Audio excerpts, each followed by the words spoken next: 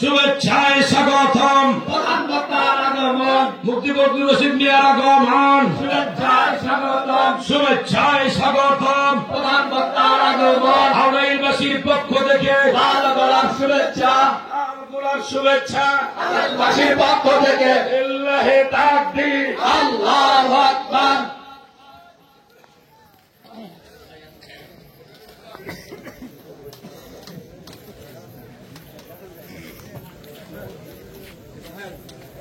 এখন তো বিএনপিরা বহু বড় বড় কথা বলতেছে, অথচ বিএনপি নেত্রীর বাড়ির সামনে একটা বালুর ট্রাক রাখছিল, সেই ট্রাক এরা সরাবার পারেনি।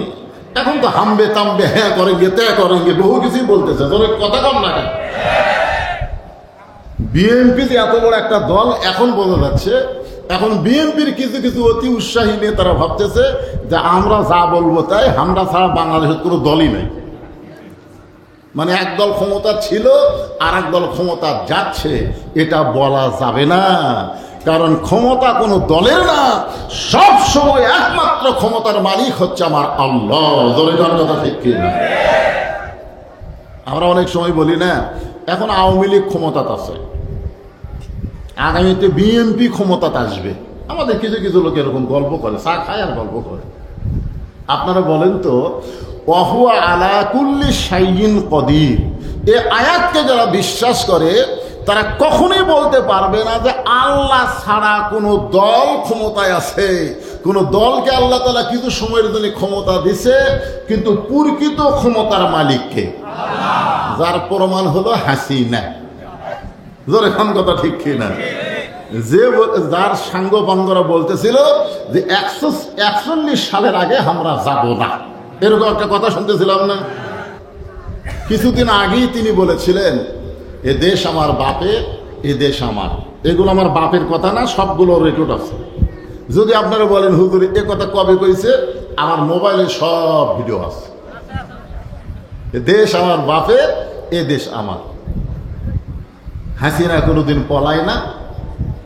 এই কথা বলার কয়েকদিন পরেই, বেশি দিন লাগেনি, কয়েকদিন পরে রাত 9টার সময় 1.5 লাখ টাকার খাট, 12,000 টাকার কম্বল ওড়ে তামানি দিয়ে বলতেছে আমার বাড়ি আমার ঘর আমাক নামাইকে। 5 তলায়, জোরে কোন কয় তলায়? 5 তলায় উঠে এই দোয়া পড়ে ঘুমে গেছে যে আমার বাড়ি আমার ঘর আমাক নামাইকে। ঘুমের পূর্বে একটা দোয়া আছে, সেই দোয়া কি আপনার পড়েন? আল্লাহুম্মা বিইসমিকা আমুতু ওয়া আহইয়া। আপনি এই দোয়াটা যখনই পড়বেন, আমুতু শব্দ উচ্চারণ করার সঙ্গে সঙ্গে আপনার ঈমান আপনাকে বলে দিবে তুমি ঘুম যাচ্ছ, তুমি চেতন হতে পারবা না যদি আল্লাহ তোমাকে চেতন না করে। জোরে কথা ঠিক কিনা? এই দোয়া না পড়ে কি দোয়া পড়ছে? আমার বাড়ি আমার ঘর আমার নামাকে। তখন কান্দের 2 ফেরেশতা বলতেছে আল্লাহ, যে দোয়া পড়ে ওই কম্বলের মধ্যে ঘুমালো, এক নামানার কেউ নাই। রাত 3টার সময় আল্লাহ একটা ভূমিকম্প দিছে। জোরেকন কি কম্প? ভূমিকম্প বলতে খালি বিল্ডিং একটু কাঁপে উঠছে। এই বিল্ডিং এর কাঁপুনি দেখে ওই এত ফোর্সে নামছে যে কম্বলের মধ্যে তোর লুঙ্গি খুলে আসে ঘুমের চোটে, ওটা পরার কথাও আর খেয়াল নেই। একেবারে কি হয়ে নামছে? ন্যাংটা হয়ে নামছে। ফেরেশতারা বলতেছে আল্লাহ নামাইলা নামাইলা, তাই বলে ন্যাংটা করে নামাইলা? আল্লাহর সাথে ক্ষমতার অহংকার করে যারা কথা বলবে, আল্লাহ ইচ্ছা করলে হাসিনার মতন তাদেরকে ন্যাংটা করে দেশ ছাড়া করবে। বিশ্বাস করতে হবে একমাত্র ক্ষমতার মালিককে, কেবলমাত্র ক্ষমতার মালিককে, সবসময় ক্ষমতার মালিককে। ওয়াহুয়া আলা কুল্লি কুল্লি শাইইন কদির। প্রত্যেকটা বিষয়ের উপরে একমাত্র ক্ষমতা হচ্ছে আল্লাহ। তাহলে বাদশাহী চলবে কার? আরো জোরে, জোরসে বলুন। আল্লাহর বাদশাহী চলবে। আর দুনিয়াতে মানুষের কি চলবে? যখন আল্লাহ তাআলা আদমকে তৈরি করেনি, তখন আল্লাহ তাআলা ফেরেশতাদের সামনে বললেন وَإِذْ قَالَ رَبُّكَ لِلْمَلَائِكَةِ إِنِّي جَاعِلٌ فِي الْأَرْضِ خَلِيفَةً। যখন আদমকে আল্লাহ তৈরি করেনি তখনই আল্লাহ ফেরেশতাদের সামনে বললেন আমি দুনিয়াতে খলিফা পাঠাবো। ধরে কারণ কি পাঠাবো? হযরত আবু বকর কি খলিফা? ধরে কারণ আবু বকর কি? হযরত ওমর কি? হযরত ওসমান কি? হযরত আলী কি? হযরত আমিরে মুয়াবিয়া কি?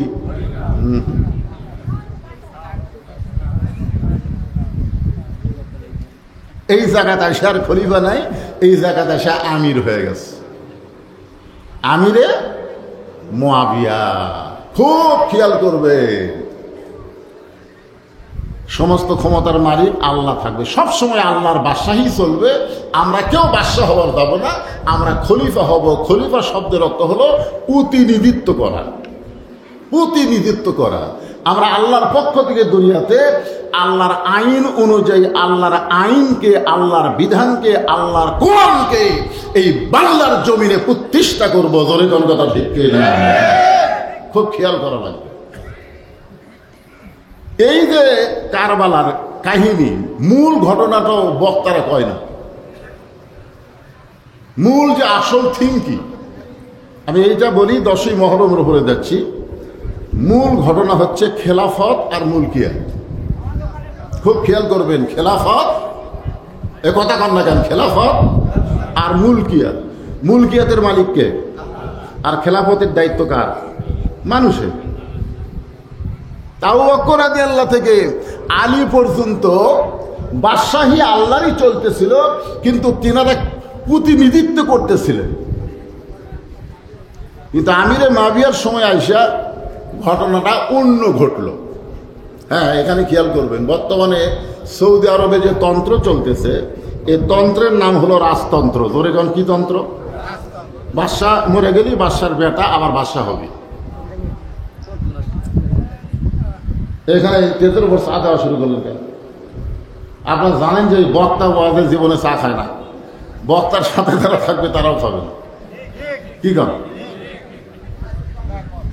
হ্যাঁ, চা দিয়েন না, কারণ এখানে চা গলা ঠিক করে না।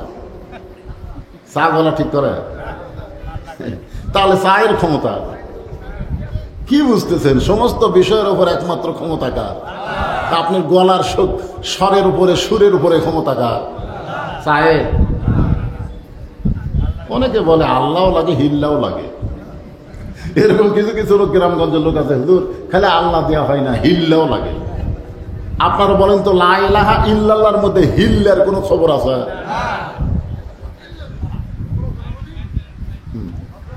তাহলে আমরা কি বলবো? শুধু আল্লাহ লাগে, হিল্লা, জোরে বলেন, হিল্লা লাগে না।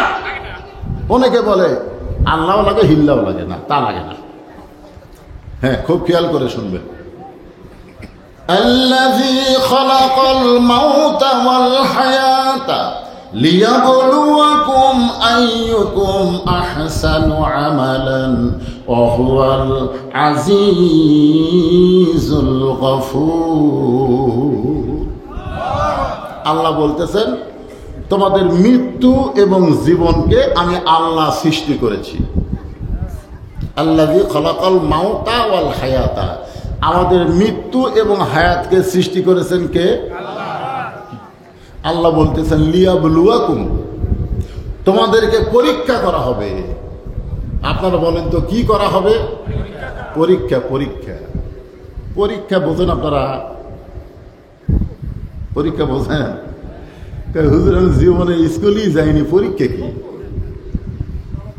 এখানে আল্লাহ বলতেছেন লিয়াবলুয়াকুম, তোমাদেরকে পরীক্ষা করা হবে। আইয়ুকুম আহসানু আমালা, পরীক্ষার সাবজেক্ট হচ্ছে সুন্দর আমল। এই পরীক্ষার সাবজেক্ট কি? সুন্দর আমলের পরীক্ষা করা হবে। এখন সুন্দর আমলের পরীক্ষা যদি আমরা দিতে চাই, খুব খেয়াল করবেন, সুন্দর আমলের পরীক্ষা আমরা দিব, কিন্তু পরীক্ষা দিবার গেলে সুন্দর আমল করা লাগবে। তো আমল না করাই পরীক্ষা দেবে? এই যে কবরে আমাদের রুহের জগতে আল্লাহ বলেছেন আলাস্তু বি রব্বিকুম, তোমাদের রবকে?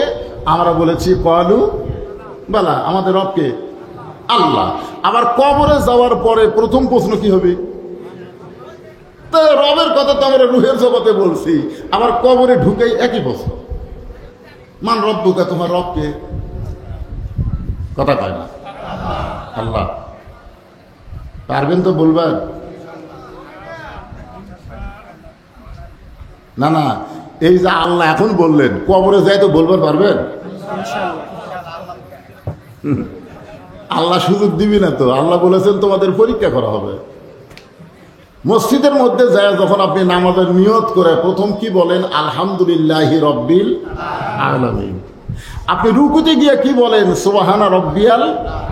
সেজদায় গিয়ে কি বলেন? সুবহানা রব্বিয়াল। সামি আল্লাহু লিমান হামিদা বলার পরে কি বলেন? রব্বানা লাকাল হামদ।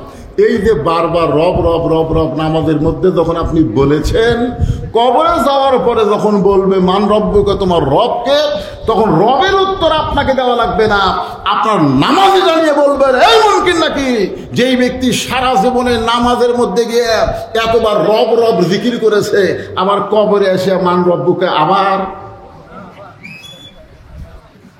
তখন মুনকির নাকির বলবে আল্লাহ তোমার বান্দাকে মান রব্বুকা প্রশ্ন করার সাথে সাথে নামাজ যে খেপা খেপছে, আল্লাহ বলে যে নামাজ নিয়ে কবরে আইছে, তার রবের উত্তর হয়ে গেছে। জোরে করে সুবহানাল্লাহ। তাহলে রবের উত্তর দিবার গেলে পরীক্ষায় পাশ করতে হলে আমাদের নামাজি হওয়া লাগবে। জোরে করে কথা ঠিক কিনা? কথা বলেন। কিন্তু এখন তো বাংলাদেশের সবাই নামাজ পড়ে না। যেই যুবকেরা আজকে যুব সমাজের উদ্যোগে আজকের এই 10ই মহরম মাহফিল হচ্ছে, আপনি খুঁজলে দেখেন এই যুবকদের মধ্যে অনেকেই মাগরিব এশার নামাজই পড়েন। এরা মাহফিল করতেছে, 10ই মহরমের ওয়াজ শুনবে, কিন্তু নামাজের গুরুত্ব বুঝবে না। এই জন্য আল্লাহ বলতেছেন তোমাদের মৃত্যু এবং হায়াতকে আমি আল্লাহ সৃষ্টি করেছি লিয়াবলুয়াকুম, তোমাদেরকে পরীক্ষা করা হবে। আর পরীক্ষার বিষয়টা হচ্ছে আইয়ুকুম আহসানু আমালা, সুন্দর আমলের পরীক্ষা। এখন সুন্দর আমল আমরা করতে চাই, ঠিক কিনা বলেন? কিন্তু সুন্দর আমল করতে গেলে সুন্দর একটা পরিবেশের দরকার আছে না নাই? পরিবেশ যেরকম কি আজকে আমাদের বাংলাদেশে যেই পরিবেশ চলতেছে, আগে আপনাদের কারবালা শব্দের অর্থ বলি। কারবালা কিন্তু কোনো জাগার নাম না। আজকে আপনারা একটু মনোযোগ দিয়ে শুনবেন, কারবালা কোনো জাগার নাম না। পৃথিবীর কোনো জায়গায় কারবালা জায়গা পাবেন না। ফোরাত নদীর কিনারায় আমরা জানি একটা ঘটনা ঘটে গেছে, যেই ঘটনাকে আমরা বলি কারবালা। কিন্তু কারবালা কোনো জায়গার নাম নয়। কারবালা হলো আরবি শব্দ। যেরকম কি শব্দ? এই শব্দ আগে কি ছিল? আগে এই শব্দ ছিল কারিবুল বালা। কারিবুল বালা মানে বিপদ অতি নিকটে। খুব খেয়াল করবেন, বিপদ অতি নিকটে। এখন সেই কারবালাটা আস্তে আস্তে এই কারিবুল বালাটা, আমার দিকে খেয়াল করে, ওটা কে ছিল? আচ্ছা আচ্ছা, তুই এসে ফ্যান ঘুরে দিস ওইদিকে।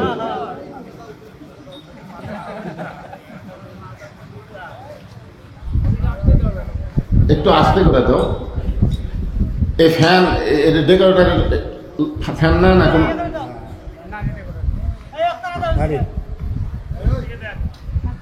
আচ্ছা, এই যুবকেরা যে মাহফিল করতে, যুবকেরা কোথায় গেল? এত যুবক থাকতে পাগলাইটে কি করে?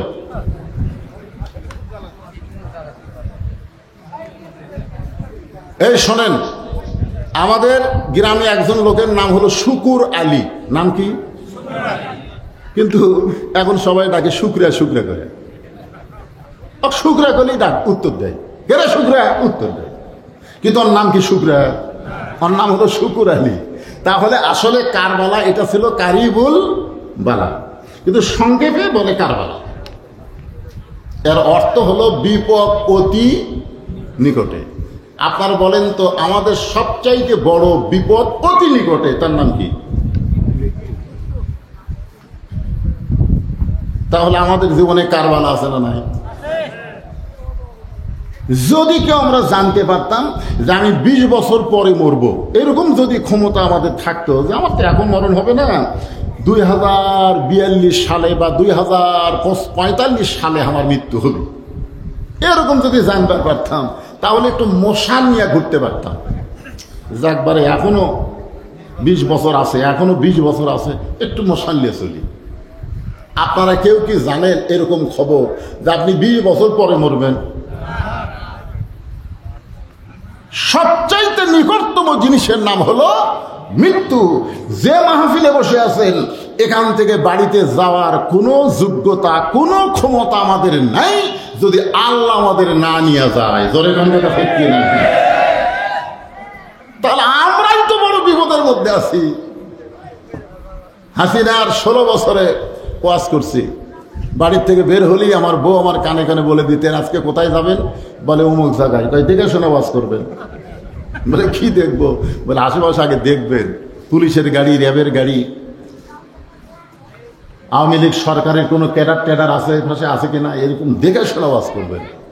আমি বললাম কেন? বলে এমন ওয়াজ করবেন আপনি যেন ধরা না পড়েন, আপনি যেন ধরা না পড়েন, আপনি যেন আবার সহি সালামতে বাড়িতে আসতে পারেন। আমি তখন বইয়ের কপালে একটা চুমা দিলাম। বউ বলতেছে, আমার কথা আপনার বিশ্বাস হয়েছে? আমি বললাম না। তো চুমা দিলেন কেন? বলে চুমা দিয়ে তোমাকে বুঝাইতে চাচ্ছি জীবনের শেষ চুমা, আর হয়তো আমার চেহারা দেখতে নাও পারো। বউ চুম করে বলতেছে, এর আগেও তো পুলিশ আপনাকে অনেকবার ধরছে, আপনাকে তো ছেড়ে দিছে, তো জীবনে দেখা হবে না। তার মানে আমি বললাম, তুমি চিন্তা করো পুলিশ ধরা, আর আমি মুসলমান হয়ে চিন্তা করি আজরাইল ধরা। জোরে কথা ঠিক? যে কোনো মুহূর্তে আমাদেরকে আজরাইল ধরতে পারে, কোনো চিন্তা নাই, কোনো টেনশন নাই, ধরুক আজরাইল। আপনারা বলেন তো, হোসাইনকে যে আজরাইল ধরছে, এটা কি আজরাইলের ইচ্ছাই না আল্লাহর ইচ্ছায়? কথা বলেন না কেন? কার ইচ্ছায়? আল্লাহর ইচ্ছায়। এই যে হোসেনকে কারবালার প্রান্তরে আল্লাহ তাআলা এভাবে নিয়ে গেলেন, এই নিয়ে যাওয়ার মধ্যে আমাদের মূল শিক্ষা, আজকে সেই শিক্ষাটুকু আপনাদেরকে আমি জানাবো কোরআনের এই 2টা আয়াতের মাধ্যমে। একটু মনোযোগ দিয়ে খেয়াল করবেন। আর 10ই মহরম সম্পর্কে যেটা বলতেছিলাম সেটা শুরু করলাম। হ্যাঁ, মনোযোগ দেন। শুরু করলাম 10ই মহরম। এখন তুর পর্বতের কিনারায় গিয়ে মুসা নবী দাঁড়িয়ে আছেন। কোন নবী? মুসা নবী দাঁড়িয়ে আছে। কিছুক্ষণ পরে আল্লাহ বলতেছেন, মুসা তোমার খবর কি? মুসা বলতেছে, আলহামদুলিল্লাহ। তো এখন আল্লাহ তাআলা মুসা নবীর খবর নিল। মুসা তোমার খবর কি? মুসা বলতেছে আলহামদুলিল্লাহ। তো মুসা নবী আল্লাহর সঙ্গে কথা বলার যোগ্যতা আছে না নাই? এই জন্য মুসা নবী বললেন, আল্লাহ আপনার খবর কি? মানে কথা বলার। আপনি যদি বলেন, হুজুর আপনি কেমন আছেন, তাহলে আমার উচিত হলো, ভাই আপনি কেমন আছেন, এটা বলার দরকার আছে না নাই? জোরে কেন আছে না নাই? তো আল্লাহ বলতেছে, মুসা তোমার খবর কি? মুসা বলতেছে আলহামদুলিল্লাহ। এখন মুসা বলতেছে, আল্লাহ আপনার খবর কি? এখন মুসা নবী তো আলহামদুলিল্লাহ বলে খবর শেষ করে দিয়েছে, কিন্তু এখন আল্লাহ কি করবে? আল্লাহ কেমন আছে? এখন যদি আপনাদেরকে বলি, তো আমাদের বাংলাদেশে আল্লাহ কেমন আছে, খুব খেয়াল করে শুনবেন। বা কারিবুল বালা মানে বিপদ অতি নিকটে। আমাদের বাংলাদেশে আল্লাহ কেমন আছে? কে ভাই খবর কি? দেখতেছেন না হুজুর, এইদিকে বাড়ি ঘর সব আমার, ওই সাইডে যা দেখতেছেন পুকুর পুষ্করি এগুলো আমার, এই সাইডে যা দেখতেছেন এগুলো আমার বড় ভাইয়ের, পিছন দিকে যা দেখতেছেন আমার বাচ্চা। এই এরিয়ার মধ্যে পাও দেওয়ার মতন জায়গা কারু নাই, সব। তো সবই যদি তোমাকে হয় আল্লাহর, তখন বলতে হুজুর আল্লাহর জায়গা যদি দেখবার চান তাহলে 2 মিনিট হাঁটা লাগবে। কয় মিনিট? আল্লাহর জায়গা দেখবার গেলে 2 মিনিট হাঁটা লাগবে। তো 2 মিনিট হেঁটে মসজিদের কাছে গিয়ে বলতেছে, হুজুর এখানেও আল্লাহর কিছু ছিল না, আমার চাচা আল্লাহ 10 শতক দান করছে। এখানেও আল্লাহর কিছু ছিল না, আমার চাচা আল্লাহ 10 শতক দান করছে, আর আমরা টাকা পয়সা দিয়ে আল্লাহকে একটা ঘর বানিয়ে দিছি। তখন ফেরেশতারা বলতেছে, আল্লাহ এই দেশের নাম কি, যেই দেশে তোমার কোনো জায়গা নাই, ওর চাচা তোমার 10 শতক দান করছে, আর ওরা টাকা পয়সা দিয়ে ঘর বেড়া দিল, এই দেশের নাম কি? আল্লাহ আল্লাহ বলতেছে, ওই দেশের নামই হলো বাংলাদেশ রে। ওই দেশে আমি আল্লাহর চাইতে গরিব কেউ নেই। 6 তলা বাড়ি বানাচ্ছে 2.5 কোটি টাকা খরচ করে। মসজিদের টাইলস লাগাতে 2 বস্তা সিমেন্ট শর্ট পড়ছে। এখন মসজিদের ইমাম ওনার কাছে গিয়ে বলতে যে ভাইজান, মসজিদের মাঝে টাইলস লাগাতে 2 বস্তা সিমেন্ট শর্ট পড়ছে, ভাই আপনি যদি আল্লাহর রাস্তায় 2 বস্তা সিমেন্ট দিতেন। লোকটা বলতে যে আমি যে বিপদে আছি ভাই, আমার হাতত কিছু নাই। ওই কয়তলা বিল্ডিং করতেছে, আর আল্লাহ দেওয়ার সময় কি বলতেছে, আমি যে বিপদে আছি ভাই, দেওয়ার মতন কিছুই নাই। এই দেশের নাম কি?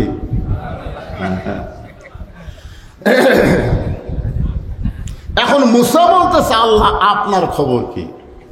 সঙ্গে সঙ্গে আল্লাহ বললেন, আমি আল্লাহ কেমন আছি যদি জানবার চাও, ইজহাব ইলা ফিরাউন ইন্নাহু তাগা।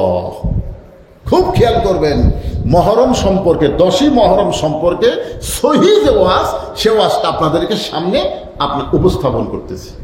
আমি আল্লাহ কেমন আছি যদি জানবার চাও, তাহলে ফেরাউনের কাছে যাও।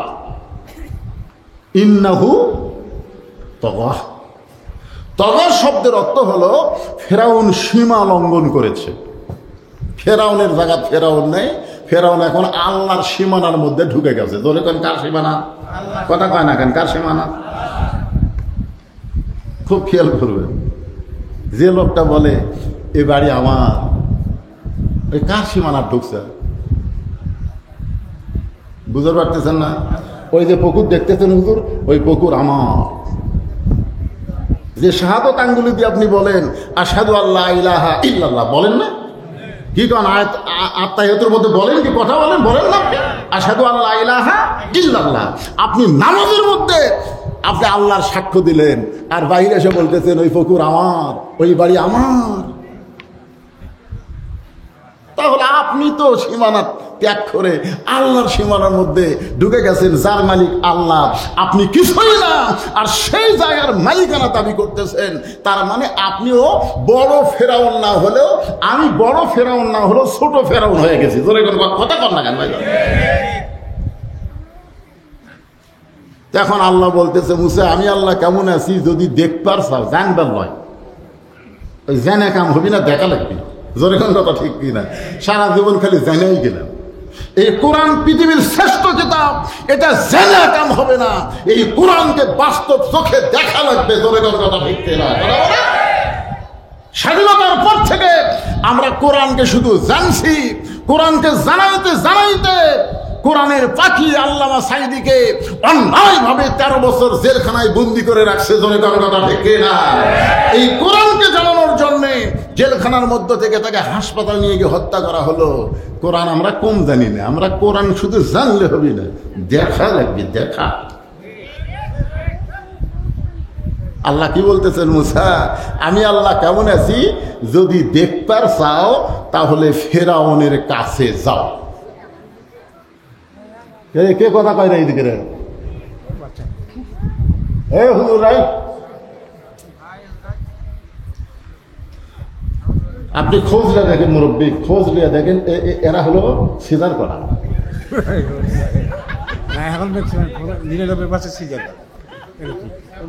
কারণ সিজার করার বাচ্চারা অস্থির হয়। অস্থির হওয়ার পিছনে কারণ আমি ডাক্তারের কাছে শুনছি।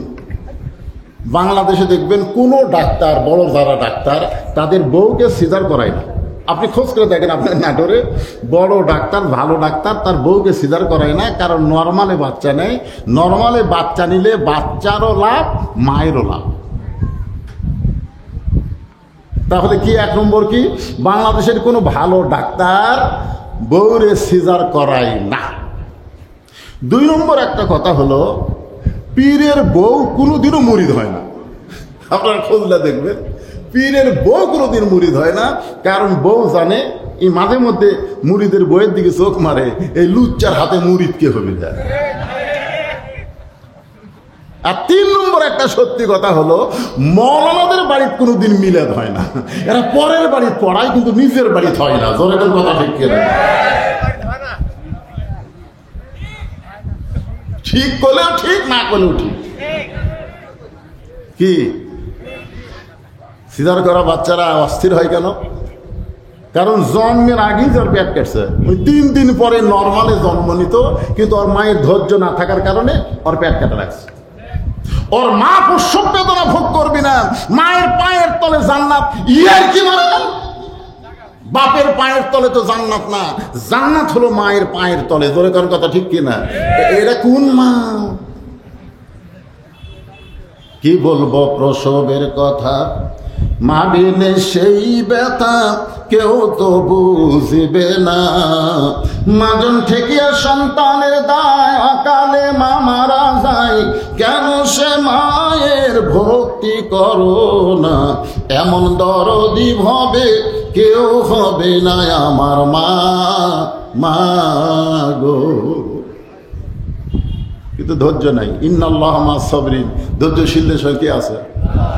আমরা টেজের উপর যে 4 জন বসে আছি, আপনারা বলেন তো আমরা কি সিজার করা? সব নর্মালে না? আজ থেকে 10 বছর আগে, 15 বছর আগে অনেক লোক সিজারই বুঝেনি সিজার কি।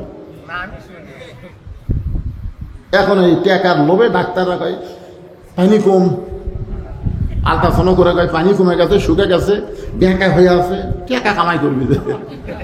কারণ প্রত্যেকটা ডাক্তার জানে মা যদি ধৈর্য ধারণ করে এই বাচ্চা নর্মালি জন্ম নেবে, নর্মালি জন্ম নেবে। কারণ পেটের মধ্যে যে আল্লাহ দিবার পারছে সে আল্লাহ দুনিয়াতে বের করতেও পারবে। ধরে কথা কর না কেন? কিন্তু অধৈর্য, ওই প্রসবের ব্যথা সহ্য করবি না, এই জন্য ডাক্তারের কাছে কাছে। ডাক্তার তো দেখতেছে 3 দিন পরে এমনি হবি, তো খামা খা টাকাটা ছাড়ি কেমনে। তা আলট্রাসাউন্ড রিপোর্টে বলতেছে একটু ব্যাঁকা হয়ে আসে, একটু ব্যাঁকা, মানে সাইজ হয়ে নেই, পানি নাই। একটা প্রসব নিতে গেলে যে পানি থাকা লাগে, পানি শুকে গেছে। বাধ্য হয়ে সিজার করে দেখে বাচ্চা ঘুম পাড়তেছে। কারণ ওর 3 দিন পরে দুনিয়াতে আসার কথা, কিন্তু 3 দিন আগে যে পেট কাটছে, ওই আমি কি করবি? ওই মায়ের পেটের মধ্যে ঘুম পাড়তেছে। এখন ঘুমন্ত বাচ্চা জেতা না মরা, এটা টেস্ট করার জন্য ওরা পেটের থেকে বের করে এরকম মাথার উপর একটা ঘুরান দেয়। ধরে কি দেয়? এরকম মাথার উপর একটা ঘুরান দিলেই বাচ্চা ওই ঘুরানের কারণে করে কান্দে ওঠে। ওই যে মাথার ঝাঁকি লাগলো ভাই, ওই ঝাঁকির কারণে ওই মোবাইল ছাড়া ভাত খায় না, মোবাইল ছাড়ার কান্না থামে না। জোরে কান কথা ঠিক না? এই সিজার করা অস্থির। এ যে বসে আছে বুঝবারই পারতেছে না হুজুর এখানে কি ওয়াজ করতেছে। সামনে এসে বসলে কিছুটা বুঝবার না পারলেও আপনাদের মাঝে মাঝে বসলে ওই বাচ্চারা ঘুম পাড়ুক, কিন্তু তাও কোরআনের মাহফিলের একটা বরকত তারা পাত। জোরে কোন কথা ঠিক না? তাহলে কি বলতেছিলাম? আল্লাহ বললেন আমি আল্লাহ কেমন আছি, যদি জানবার চাও ইযহাবিলা ফেরাউন, তাহলে ফেরাউনের কাছে যাও, দেখো। মুসা আলাইহিস সালাম ফেরাউনের দরবারে এসে দেখে ফেরাউন সীমানা লঙ্ঘন করে, মানে সীমানা একটা ইন্নাহু তগা, তগা মানে কি? সীমানা বোঝেন না? সীমানা বোঝেন না? এই পকেট, এটা আমার সীমানার মধ্যে, এটা আমার সীমানা। কার সীমানা? আমি ওয়াজ করবো, কিছুক্ষণ পর পরে পকেটে হাত দেব। আপনারা মনে করবেন হুজুর একটা বদ অভ্যাস হলো মাঝে মাঝে পকেটে হাত দেয়, কিন্তু খারাপ মনে করবেন না। কিন্তু যদি আমি সীমানা ত্যাগ করে এই পকেটও হাত দেই, চিন্তা করে দেখেন এটা কি আমার সীমানার মধ্যে? এটা হলো আমার সীমানার দ্বারা, এরই মধ্যে যা করো করো, কিন্তু ওই জায়গার যায় না। বউ হচ্ছে আপনার সীমানা। আপনি 100 বার বইয়ের দিকে তাকায় থাকেন, প্রত্যেক তাকানোর কারণে আপনি সওয়াব পাবেন, কারণ আপনি সীমানার মধ্যে প্র্যাকটিস করতেছেন। আর গ্রামের অন্য কারোর বউ হচ্ছে আপনার সীমানার বাইরে, তার দিকে তাকালে আপনার পাপ হবে। কারণ সীমানার মধ্যে থাকেন, সীমানার বাইরে যাওয়া যাবে না। জোরে কোন ঠিক? তো এখন মুসা আলাইহিস সালাম ফেরাউনের রাজ দরবার এসে দেখে ফেরাউন আর সীমানার মধ্যে নেই। ফেরাউন একটা জিকির করতেছে, আনা রব্বুকুমুল আলা, আনা রব্বুকুমুল আলা, আমি হলাম সবচাইতে বড় আল্লাহ।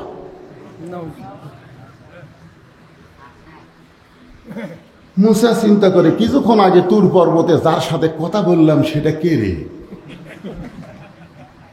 কিছুক্ষণ আগে তুর পর্বতে যার সঙ্গে কথা বলে আসলাম সেটা কে, আর এটা কে?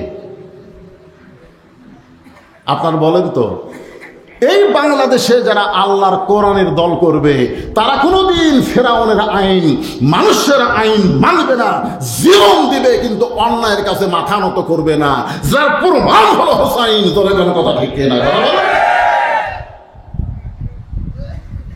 তা আপনারা যদি এই কোরআনের সাথে সম্পর্ক রাখেন, এই কোরআনের সাথে যখন সম্পর্ক রেখে বলবেন তাবারাকাল্লাযী বিয়াদিহিল মুলক ওয়া হুয়া আলা কুল্লি শাইইন কদির, এখন আপনি সূরা মুলকে আল্লাহর সঙ্গে কথা বললেন। গোটা পৃথিবীর রাজত্ব কর্তৃত্ব মালিকানা কার হাতে? সমস্ত ক্ষমতার মালিককে। আর কেউ যদি বলে 41 সালের আগে আমাকে নামাই কে, তাহলে আপনি কি বলবেন? কিছুক্ষণ আগে বললাম কি, আর এটি শুনতেছি কি? কিছুক্ষণ আগে কথা বললাম কার সাথে? আল্লাহর সাথে। আর এটি এসে দেখতেছি নিজেই না আল্লাহ হয়ে গেছে। তাও তুই মুই আল্লাহ না, সব আল্লাহর বড়। এখন আপনারা বলেন সরাসরি যে আল্লাহর সঙ্গে কথা বলে আইছে সেই ব্যক্তির কাছে কেউ যদি আল্লাহর দাবি করে, ওই ব্যক্তিকে মানবে? মানবে? তাহলে কি করবে? এখন আপনারাই বলেন যে মুসলমানের ঘরে জন্ম নিয়ে মুসলমান দাবি করব, মুসলমান হয়ে যদি আমরা মরতে চাই তাহলে মানুষের কোনো আইন মানা যাবে না, একমাত্র আল্লাহর কোরআনের আইন মানতে হবে। জোরে বলেন কথা ঠিক?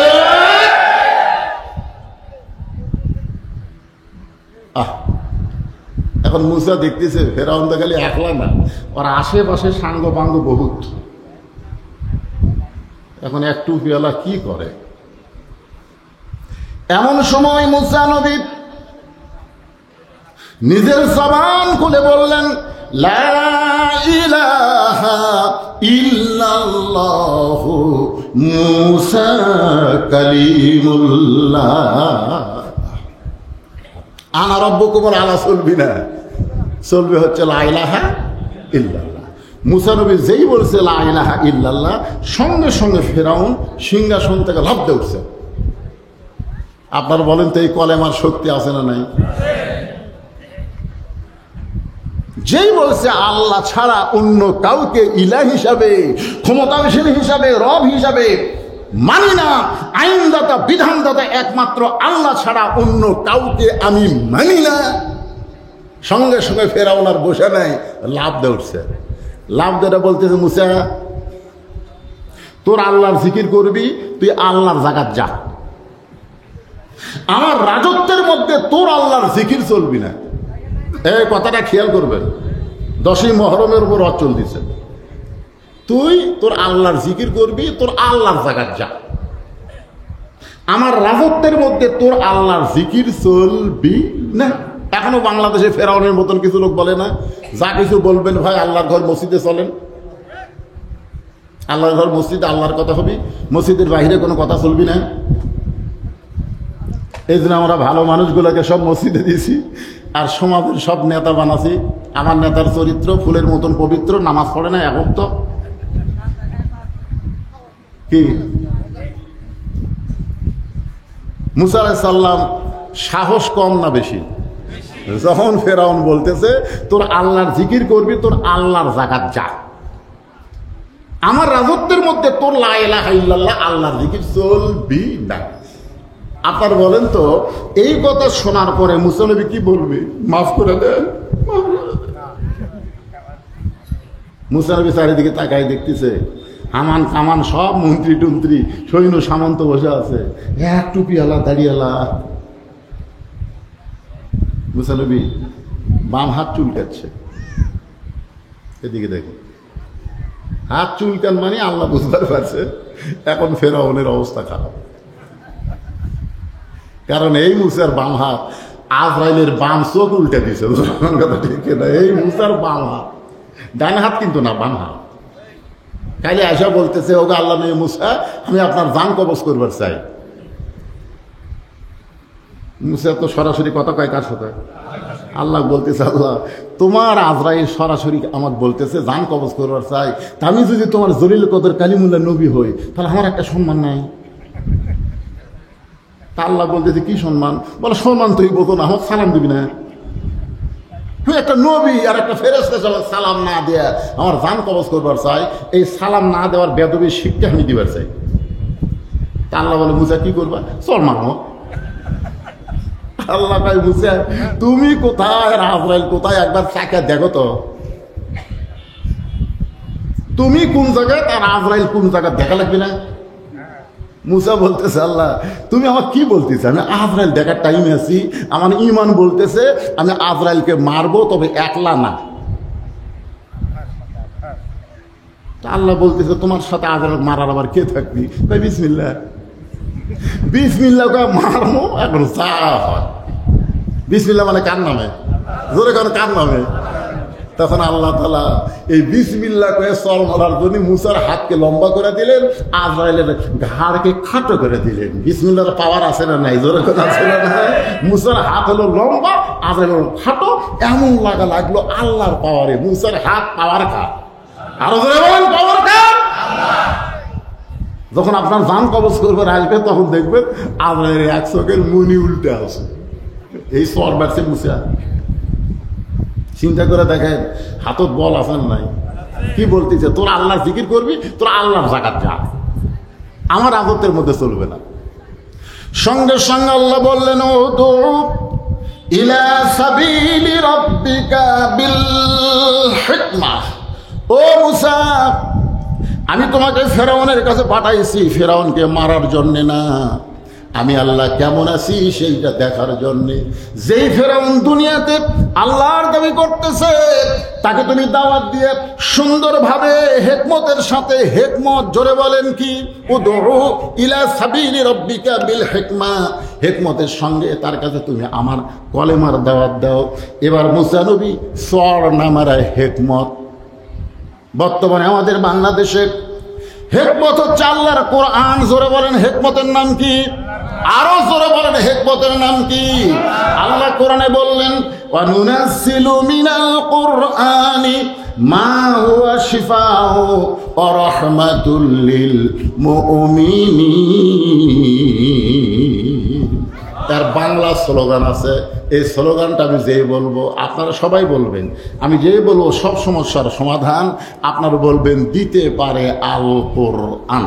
বলতে পারবেন না ভাইজান? সব সমস্যার সমাধান দিতে পারে আল কোরআন। হলো না, এতগুলা মরদ মানুষের স্লোগান এটা হলো না। আমাকে এলাকার দুই মেয়ে মানুষ ঝগড়া লাগলে হাত কিলো দূর থেকে শোনা যায়, হাই রে মেয়ে মানুষের গলার পাওয়ার রে। আর এতগুলো পুরুষ মানুষ কোরআনের পক্ষে একটা স্লোগান দেবেন, এক সাইডে জোরে দেওয়া যাবে না। আমি যে বলবো আল কোরআনের আলো, আপনারা বলবেন সব জায়গায় জালো, আল কোরআনের আলো, কোরআন হাদিস যেখানে সব সমস্যার সমাধান লিল্লাহে তাকবীর।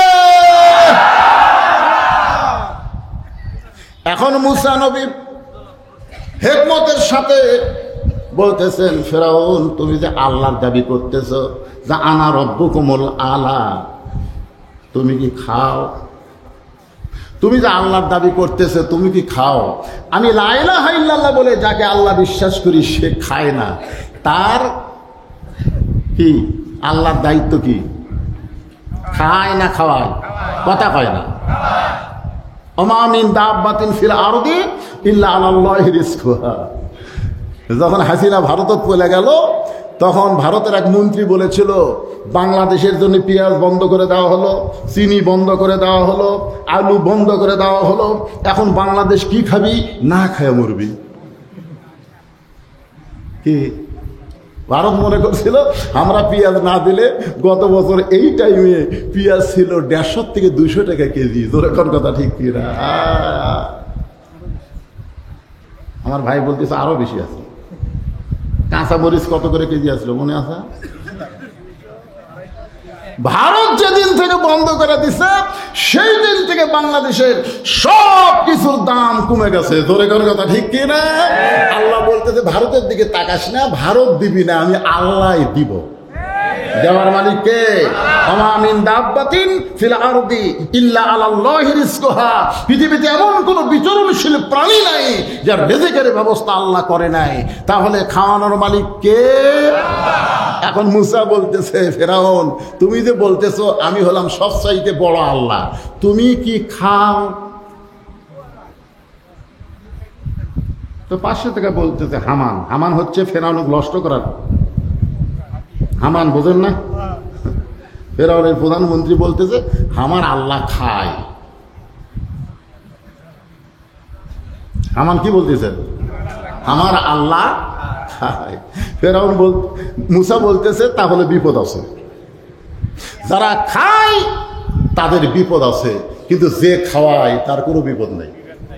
আপনারা যারা খান দেখবেন তো যেদিন বেশি খান, আল্লাহ রাসূল বলেছেন যখন তোমার ক্ষুধা লাগবে ক্ষুধাকে 3 ভাগ করবা। কয় ভাগ? সবাই মনোযোগ দিয়ে শুনবেন।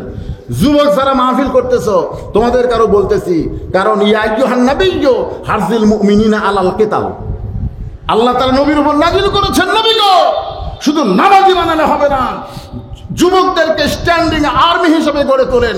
যে কোনো সময় যুদ্ধ লাগতে পারে, আর যুদ্ধ যখন লাগবে তখন ভুঁড়িওয়ালারা কিন্তু সৈন্য হওয়ার পারবি না। জোরে কথা বল না কেন? আজকে যারা সৈনিকের লাইনে দাঁড়ায় দেখবেন তো ফিতার মাপকুড়ি দেয়, বুকত দেয় না পেটত দেয়। কতগুলো সিনার চাইতে ভুঁড়ি বলো, মানে এত বড় ভুঁড়ি, বুক আছে এটি, পেট গেছে এটি। কেন মরদ মানুষের ভুঁড়ি কত বড় হবে? রাসূল বলেছেন তোমাকে ক্ষুধা লাগলে ক্ষুধাকে 3 ভাগ করবা। 1 ভাগ হলো খাদ্য, 1 ভাগ হলো পানি, আর 1 ভাগ হলো আল্লাহর জন্য। তাহলে কয় ভাগ করলেন? তাহলে 1 ভাগ কার জন্য ফাঁকা রাখলেন? আল্লাহর জন্য। যারা ফাঁকা রাখবে তাদের কোনোদিন ডিসেন্ট্রিও হবে না, ডায়রিয়াও হবে না। নিজের বাড়িতে 1 কেজি গোস্তর মধ্যে 5 কেজি আলু দিয়ে খায়, বউ যদি 2 টুকরা গোস্ত বেশি দেয়, এই ফকুর নির্বেদি গোস্তর দাম জানিস, আলু দে 1 টুকরা গোস্ত আর 10 টুকরা আলু লিয়া সমানে ভাত মারতেছে। আলু সাদরে। ওই লোকটা পরের দিন পরের বাড়ির দাওয়াত খাবার গেছে, 5 কেজি গোস্তর মধ্যে 1 কেজি আলু দিছে। 5 কেজি গোস্তর মধ্যে আলু করবি, 1 কেজি আলু দিছে। হঠাৎ যদি একটা আলুর টুকরা পাতত আসে, ওই খালি বন প্লেট খুঁজতেছে, বন প্লেট খপ করে আলু ধরে বন প্লেটে ধসে। নিজের বাড়িতে 1 টুকরা গোস্ত দিয়ে 10 গাছ ভাত খায়, আর পরের বাড়িতে 1 গাছ ভাতের মধ্যে 2 টুকরা করে গোস্ত ঢুকায়। নিজের বাড়ির তোমার 800 টাকা কেজি গোস্ত কিনা লাগে, পরের বাড়ির গোস্তর দাম নাই।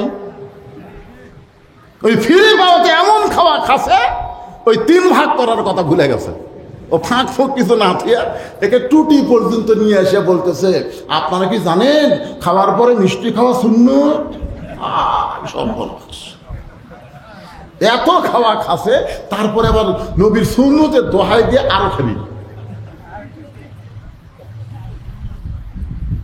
এখন আপনারা বলেন আপনার পেটের যে কলকবজা আছে এর ক্ষমতা হচ্ছে 250 গ্রাম পর্যন্ত হজম করবি, কিন্তু আপনি ঢুকেছেন 500 গ্রাম। মনে করেন ওর ক্ষমতা আছে তো, পেটে কলকবজা আছে না নাই, হজম করার কলকবজা আছে না নাই, এর ক্ষমতা হচ্ছে মনে করেন 250 গ্রাম, কিন্তু আপনি ঢুকেছেন 500 গ্রাম। কারণ 500 গ্রাম ভিতরে ঢোকার দিকে এখন কলকবজা বলতেছে আল্লাহ আমরা কি করি? আল্লাহ বলতে তোরা হরতাল কর। এখন ওরা হজমের যে কলকবজা হরতাল করছে, এখন এগুলা ভিতরে আস্তে আস্তে পচনি ধরেছে। পচনি বোঝেন না? পচনি ধরে ধুমে ঢেকুস ঢেকুস মানে ধারক মানুষ কইকারে তোর মুখ দিয়ে গুগু গন্ধ আসতেছে, তার মানে এর নাম হলো ধুমা ঢেকুস। ধরে কন কি ঢেকুস? ও ফ্রি পায়া বেশি খাচ্ছ। তো মুখের দুর্গন্ধের কথা শুনে দৌড়ে ডাক্তার কাছে গিয়ে বলতে ডাক্তার সাহেব এরকম অবস্থা কি করা যায়? বলতেছে তাহলে ইয়া করো, মডিকাট খাও 3টে আর জাইমেট খাও 2টে একসাথে। মানে ধোঁয়া ঢেকুস বন্ধ করার জন্য হজমি যারা যে ওষুধ একবারে 5টা ঢুকেছে। কয়টা? 5টা ঢুকালে এগুলা যদি এখন গলিয়ে দেয়, গলিয়ে দিলে এখন কি করা লাগবে? আপনারা চিন্তা করেন যখন গলিয়ে গেল তখন উপর দিক দিয়ে ঢেকুস বাড়ায় না, তল দিক দিয়ে।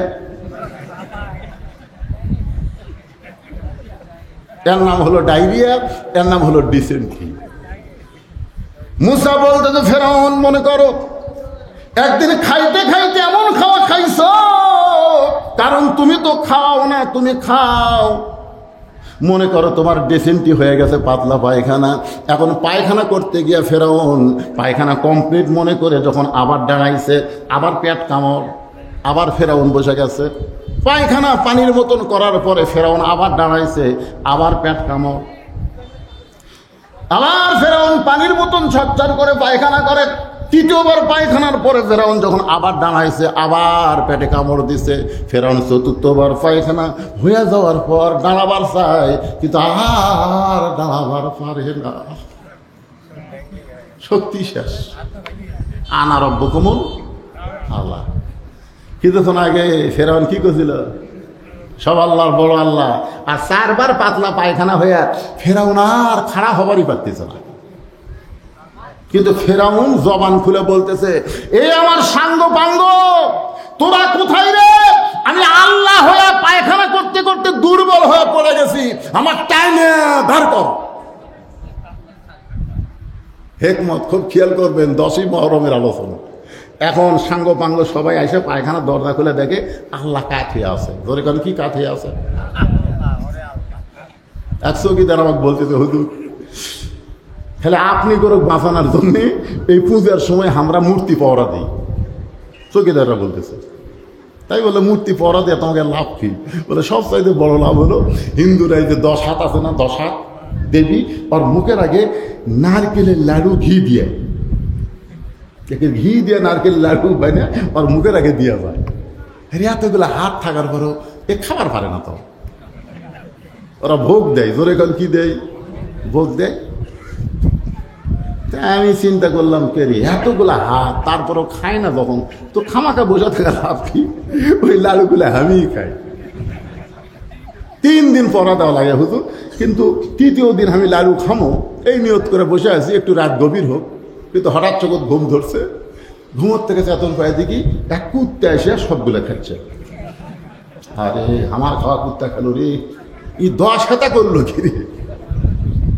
ওরা যখন পানির চুবড়ায়, তখন আমি এক হিন্দুকে বলছিলাম, কে ভাই এত ভক্তি করলে, এত ভোগ দিলে, আজকে আবার লাগতে লাগতে পানি ভাঙ্গিচ্ছে, তার কারণ কি? হুজুর এগুলো ভুয়া, হুজুর এগুলো ভুয়া, এগুলো কিছুই নয়, আল্লাহ হচ্ছে আসল। ধরে কর সুবহানাল্লাহ। এগুলো কিছুই না, এগুলো আমরা বুঝে, এতগুলো হাত থেকে কাম নাই, তো শক্তি নেই। ধরে কর কি নাই?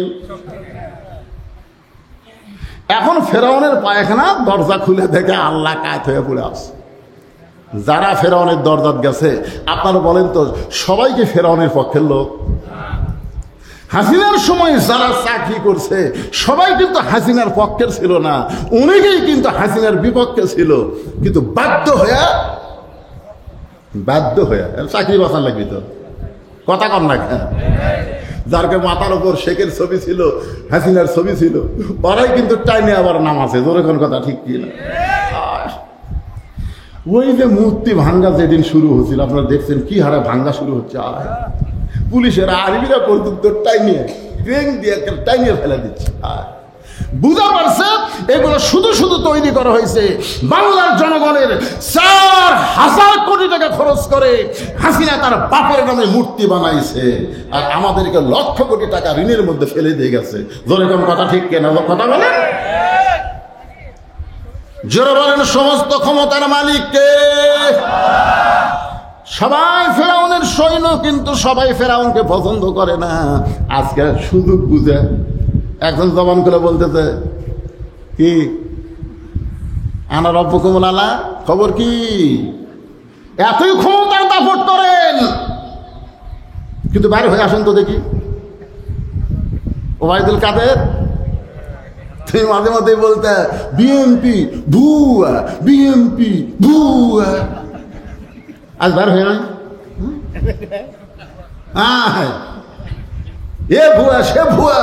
কত ক্ষমতা তোমার আশেপাশে, পুলিশ আছে বলে তোমার ক্ষমতা।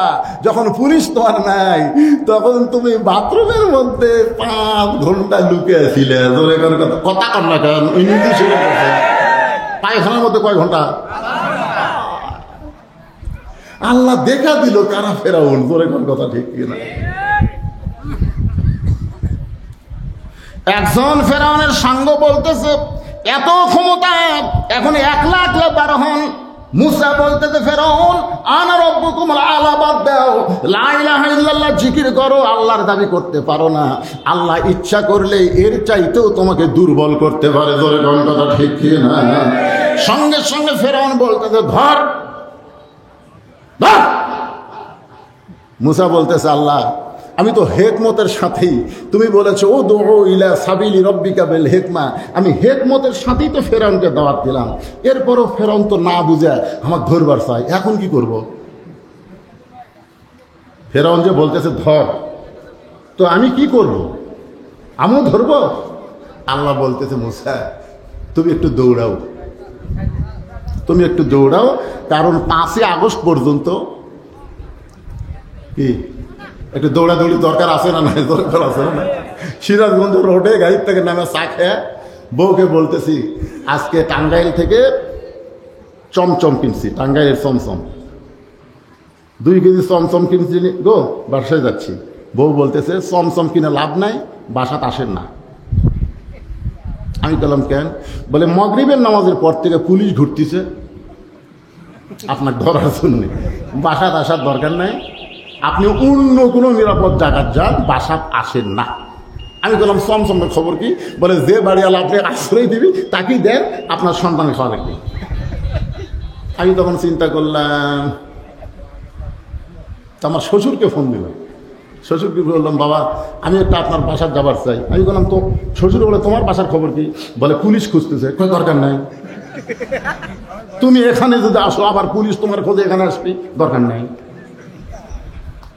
আমার যত বন্ধু বান্ধব আছিল সবাইকে বললাম ভাই রে বড় বিপদে পড়ছি ভাই, হুজুর এই মুহূর্তে যে বাড়িতে আসবেন পুলিশ যখন খুঁজতেছে তখন সব জায়গাতে আপনার খুঁজবে। তখন আমি কি করলাম, ওই বাড়ির দিকে আর খেয়াল নাই, এখন জমির আলুর বাগু ওরই মধ্যে কম্বল পাড়া আল্লাহর জিকির করতেছি। আল্লাহ খায় মুসা দৌড়াও। ফেরাউন যখন ধরবার চাচ্ছে তুমি একটু দৌড়াও।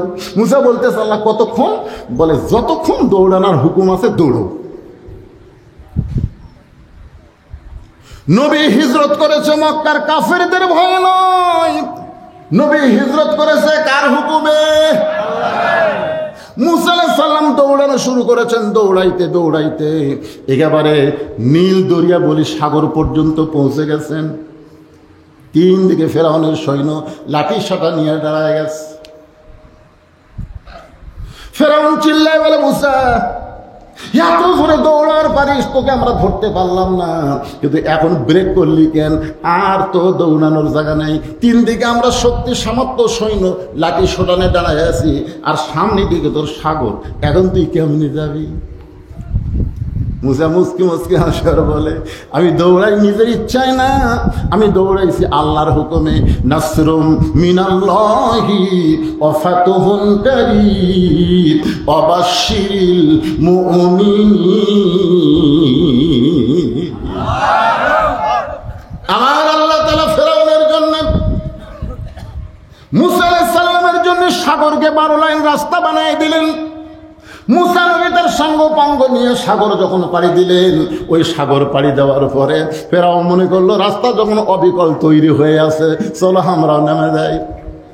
ফেরাউন নামলো রাস্তা মনে করে, আল্লাহ পূর্বের আকৃতি দেওয়ার ফেরত দিলেন। ফেরাউন ওই সাগরের মধ্যে সমাধি হয়ে গেল। ফেরাউনের গোষ্ঠী সুদ্ধা দুনিয়া থেকে বিদায় নিল। আল্লাহ নবী যখন হিজরত করে মদিনায় গেলেন, মদিনায় যাওয়ার পরে দেখে মদিনার ইহুদিরা রোজা আছে। আল্লাহ নবী বললেন কি জন্য তোমরা রোজা করতেছো? বলে আপনি কি জানেন না আমাদের পয়গম্বর মুসা আলাইহিস সালাম আজকের এই দিনে 10ই মুহররম আল্লাহ তাআলা ফেরাউনের জন্য সাগরকে সাগর বানায় দিয়েছে, আমাদের নবীর জন্য আল্লাহ রাস্তা বানায় বনি ইসরায়েলকে নিরাপত্তা দিয়েছে, এই শুকরিয়াতান আমরা রোজা রাখি। আল্লাহ নবী বললেন মুসা নবীর জন্য 10ই মুহররম আল্লাহ যদি সাগরকে রাস্তা বানায় দেয়, আর সেই শুকরিয়ার জন্য তোমরা যদি রোজা রাখো তাহলে মুসা নবী তো আমাদের আরো আপনজন, আমরা তার শুকরিয়া স্বরূপ একটা করে রোজা রাখতে চাই। পরের বছর রাসূল বললেন ইহুদি যা করবে তার ব্যতিক্রম আমাদের করা লাগবে, ওরা যদি একটা করে আমরা 2টা রোজা করব। আল্লাহ রাসূল কিন্তু পরের বছর আর দুনিয়াতে থাকলেন না। এখান থেকে বোঝা গেল 10ই মুহররম মুসলমানের জন্য কোনো দুঃখের খবর না, মুসলমানের জন্য খুশির খবর। আর খুশির শুকরিয়া তান 1টা থেকে 2টা পর্যন্ত রোজা রাখতে হবে। ধরে কোন ঠিক কিনা? কি সুখের খবর! কিন্তু এই 10ই মুহররমকে যখন কারবালা নিয়ে আসবেন তখন আর আনন্দ নেই। আনন্দ ধরে কোন আনন্দ? আপনার ঘটনা জানেন? হুসাইন রাদিয়াল্লাহু বসে আছেন ঘরের ভিতর, ঘরের মধ্যে বসে আছেন, চিন্তা করতেছেন যে আমার নানা দুনিয়া থেকে বিদায় নেওয়ার সময় ইশারা দিয়া খলিফা বানায় গেলেন আবু বকর। আবু বকর দুনিয়া থেকে বিদায় নেওয়ার সময় উমরকে খেলাফতের দায়িত্ব দিলেন। উমর ফারুক বিদায় নেওয়ার সময় মজলিস শুরা তৈরি করে 6 জনকে দায়িত্ব দিলেন। তার মধ্যে একজন খলিফা হলেন। ওসমান গনিকে হত্যা করার পরে মুসলমানের মধ্যে একটা ডিভাইডেড হয়ে গেল। ওই সময় আলী খেলাফতের দায়িত্ব নিলেন। আলী যখন খেলাফতের দায়িত্ব নিলেন, একদিকে আমিরে মাবিয়া তিনিও আবার খলিফা হওয়ার জন্যে, মুসলমান 2 দল হয়ে গেল। এ পর্যন্ত 1 দল ছিল। যেরকম কয় দল? কথা বলেন, কথা বলা লাগবে এটা ভাই জান। এতক্ষণ মহরমের ওয়াজ করলাম, এখন কারবালার শিক্ষা সম্পর্কে।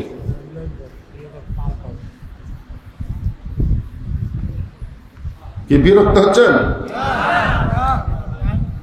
না? আমাকে আওয়াজ বলছে যে রাত 12টার পরে আর ওয়াজ হবে না। এখন তো 12টা বেজেই গেছে, কি করবেন? এ ওটা বসা করবেন কেন আপনারা? কারবালার ওয়াজ শুরু করতেছি তো।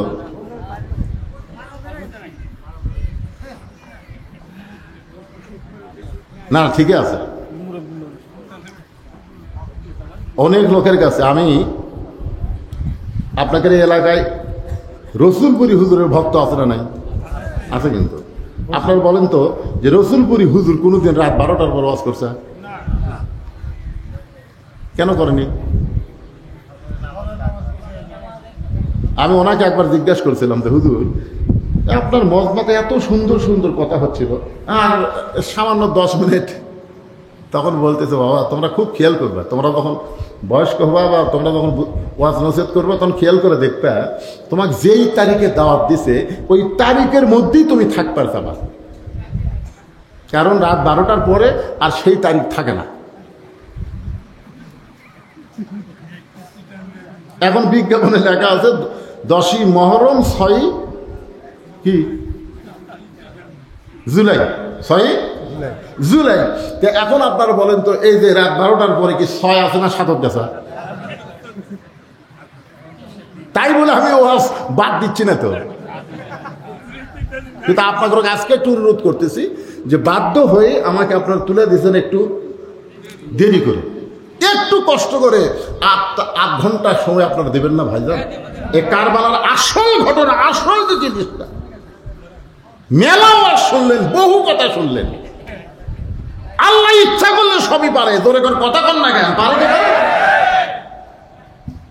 আপনারা বলেন তো আবু সাইদ যেদিন জীবন দিছিল, আমাকে রংপুরের আবু সাইদের নাম শুনছেন?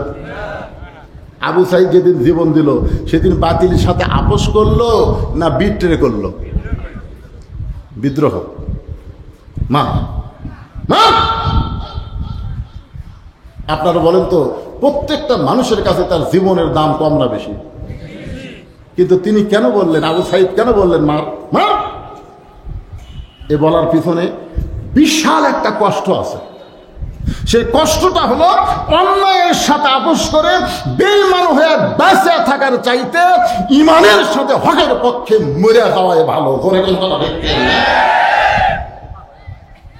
আপনার বলেন তো আবু সাইদ মরার পরে যুবকেরা মরার জন্য আর কোনো টেনশন করলো?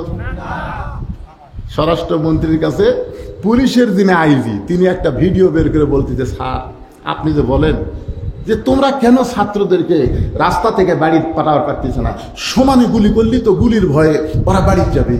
স্যার এই ভিডিও দেখেন, এই দেখেন, এই যুবকেরা তোমরা ভিডিও দেখোনি? এরকম দেখা চাই, দেখেন এই ভিডিওর মধ্যে কি দেখতেছেন? আমরা গুলি করতেছি, একজনকে লাগতেছে, উই ওটি পড়ে যাচ্ছে, ওই যে ফাঁকা জায়গা হচ্ছে, আর একজন এসে খাড়া হচ্ছে। আমরা তো গুলি করে ফাঁকা করে পারি না, একজন পড়ে যায়, 3 জন খাড়া হয়। তার মানে কি বুঝলো? যে বাতিলের সঙ্গে আপোষ করা যাবে না। হুসাইন রাদিয়াল্লাহর মতো হকের পক্ষে জীবন দেব, এই জীবন মৃত্যু না, এই জীবন হলো অমর হওয়া। ধরে এখন কথা ঠিক কিনা? কত টাকা খরচ করে বঙ্গবন্ধু সেতু বানালা, বানালা, ট্যানেল বানালা, আর আবু সাইদের জন্য কোনো টাকা পয়সা খরচ করা লাগতেছে না। যেখানে সেখানে দেখতেছি আবু সাইদ মোড়, আবু সাইদ রাস্তা, আবু সাইদ সেতু। কেনা টাকা খরচ করা লাগতেছে। আবু সাইদ দিবসও করবার চাইছিল, কিন্তু আবু সাইদের বাপ মা কইছে আবু সাইদ পূজা করা লাগবে না। আমার গ্রামে আমার এক সম্পর্কে ভাই, তার ছেলে হয়েছে, হুজুর একটা ভালো নাম থন। আমি বলি আবু সাইদ, কি খুশি। আমাকে 500 টাকা দিয়ে কয় আবু সাইদের কথা মনেই নেই। এখন আবু সাইদের বাপ করে ডাকতেছে, আবু সাইদের বাপ। তুই আবার ডাকতেছে আবু সাইদের মা। আমার খালাতো বোনের বহু তদবির করার পর একটা মেয়ে হয়েছে, আমারে বলতেছে, বাবা তুমি হুজুর মানুষ, ভালো একটা নাম কও তো, আমার এই নাতনির নাম রাখবো, একটা ভালো নাম কও। আমি বললাম খালা হাসিনা থন। যেই কছে হাসিনা, খালার আগে বাঁচে না। খালা কাকে, তুই একটা হুজুর মানুষ, তোর একটা ভালো নাম শুনতে চাইলাম, আর তুই খুনি হাসিনার নাম কস। আমি বললাম খালা, হাসিনা শব্দের অর্থ খারাপ না, ইয়াজিদ শব্দের অর্থ খারাপ না, ইয়াজিদ শব্দের অর্থ খারাপ না। কি বুঝতেছে? আমার তো মনে হয় যে কমপক্ষে 20 বছর আওয়ামী লীগ ছাড়া অন্য কোনো ঘরত বেটিছর জন্মালে ভুল করেও কেউ হাসিনা নাম থবি না। ধরে কথা কর না, কথা বলে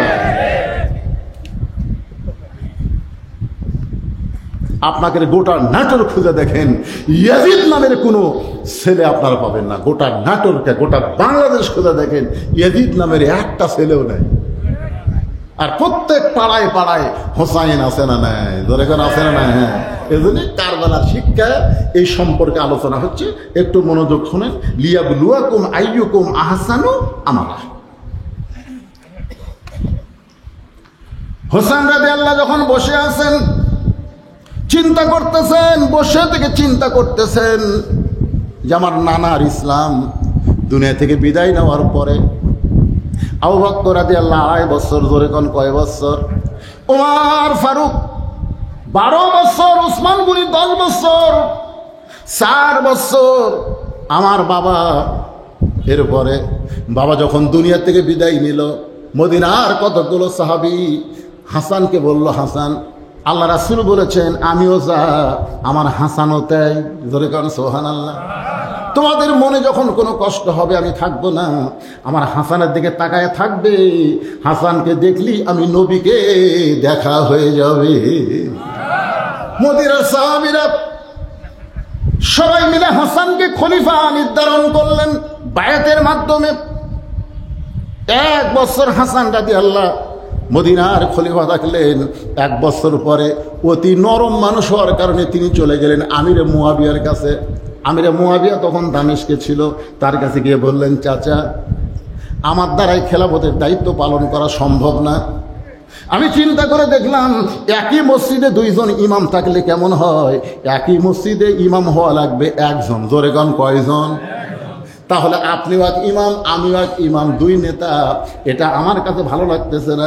আমি দেখেছি আবু বকর রাদিয়াল্লাহু যখন ছিলেন তখন একজনই ইমাম ছিলেন, ওমর ফারুক যখন ছিলেন একজনই ছিলেন, উসমান গনি যখন ছিলেন তখন একজনই ছিলেন।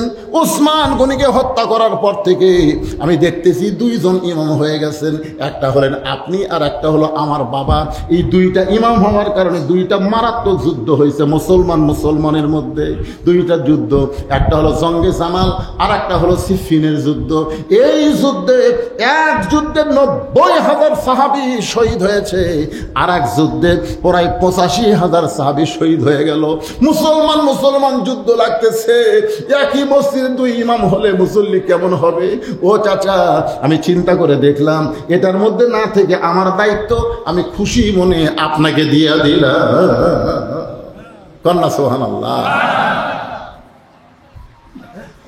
হযরতে মুআবিয়া তখন একজন ইমাম হলেন।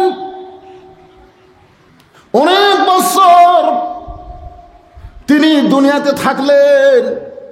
দুনিয়ার থেকে বিদায় নেওয়ার সময় তিনি মজলিস শুরা করে যেতে পারতেন, যে মজলিসুস শুরা, যে তোমাদের 6 জন নবীর এখন কয়জন সাহাবী আছে, ওই সমস্ত সাহাবীদের ডাক দিয়ে বললেন, আমিরে মুআবিয়া, যে আমি দুনিয়া থেকে চলে যাচ্ছি, আমি যাওয়ার পরে তোমাদের মধ্যে যাকে তোমাদের পছন্দ হয়, ভালো মনে হয়, তোমরা তাকে এই দায়িত্বটা দিয়ে দিও।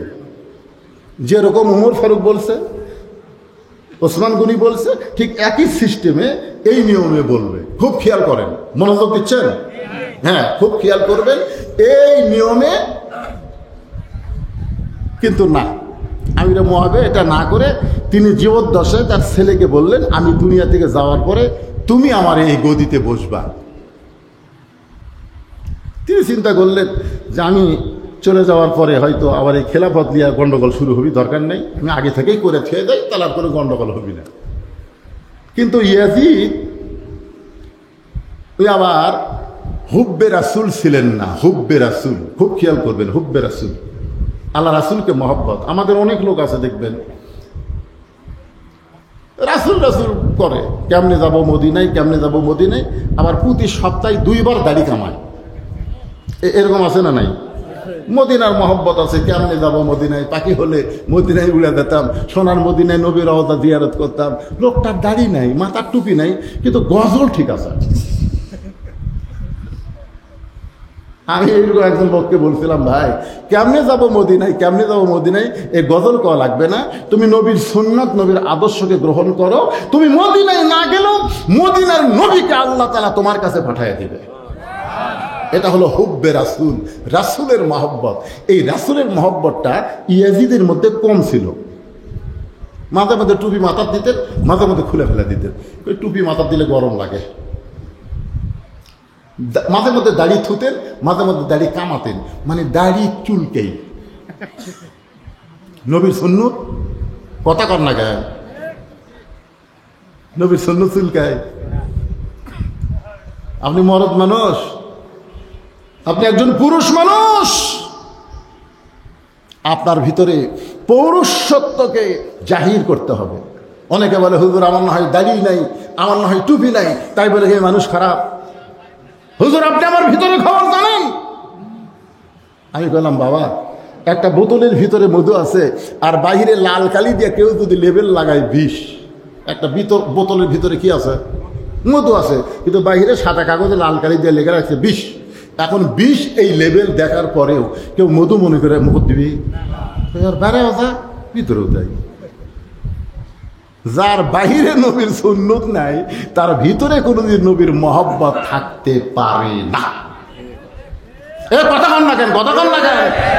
মাঝে মধ্যে আসে, মাঝে মধ্যে থাকে না। আমি যে বলবো একেবারে নাই তা কিন্তু না, মাঝে মধ্যে আসে, মাঝে মধ্যে থাকে না। ইয়াজিদের অবস্থা তাই। মন চাইলে মসজিদে যায়, নামাজ পড়ে, মন চাইলে পড়ে না, ইমামতি করে না, মুসল্লি হয়।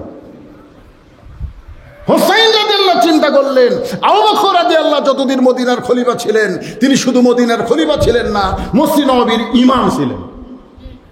উমর ফারুক যতদিন মদিনার খলিফা ছিলেন, তিনি শুধু মদিনার খলিফা ছিলেন না, তিনি মসজিদ নববীর ইমাম ছিলেন।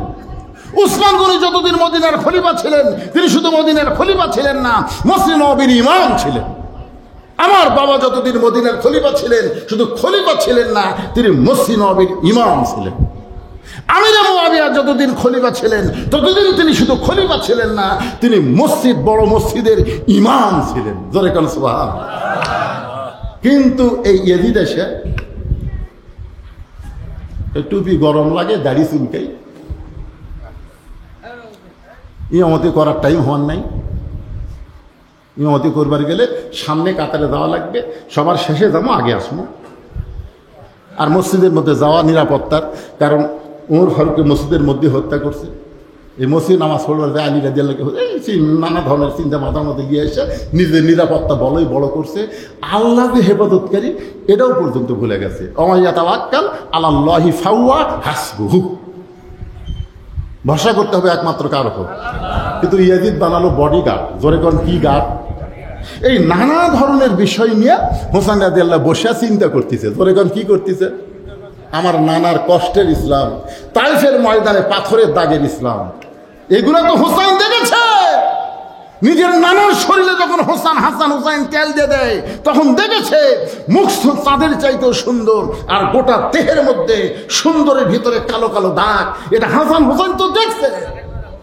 জিজ্ঞাসা করেছে, নানা এত সুন্দর চেহারা অথচ দেহের মধ্যে কালো কালো দাগ। আল্লাহ রাসূল বলেছেন, হাসান হোসেন তোরা ছোট মানুষ, তোরা বুঝবি না ভাই, এগুলা হচ্ছে কলেমার দাওয়াতের দাগ। নানার কষ্ট ইসলামটা এইভাবে ধূলিসাৎ করতে দেওয়া যাবে না। ইসলামকে ধরতে হবে যে ইসলাম পালন করেছে আল্লাহর নবী, যে ইসলাম আবু বকর, ওমর, ওসমান, আলী, যে ইসলাম আমিরে মুয়াবিয়া, সেইটাই ধারণ করা লাগবে। জোরে কোন কথা ঠিক কিনা? ইয়াজিদের কাছে, ইয়াজিদের লোক হোসেন রাদিয়াল্লাহুর কাছে এসেছে, এসে দেখে বায়াত নেওয়ার জন্য। জোরে কোন কি নেওয়ার জন্য?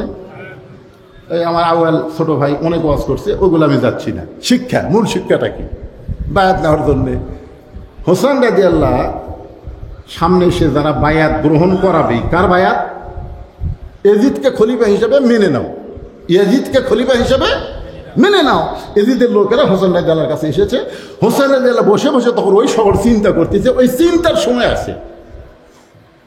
এসে বলতেছে, হোসাইন তোমার নানা হলো বিশ্ব নবী,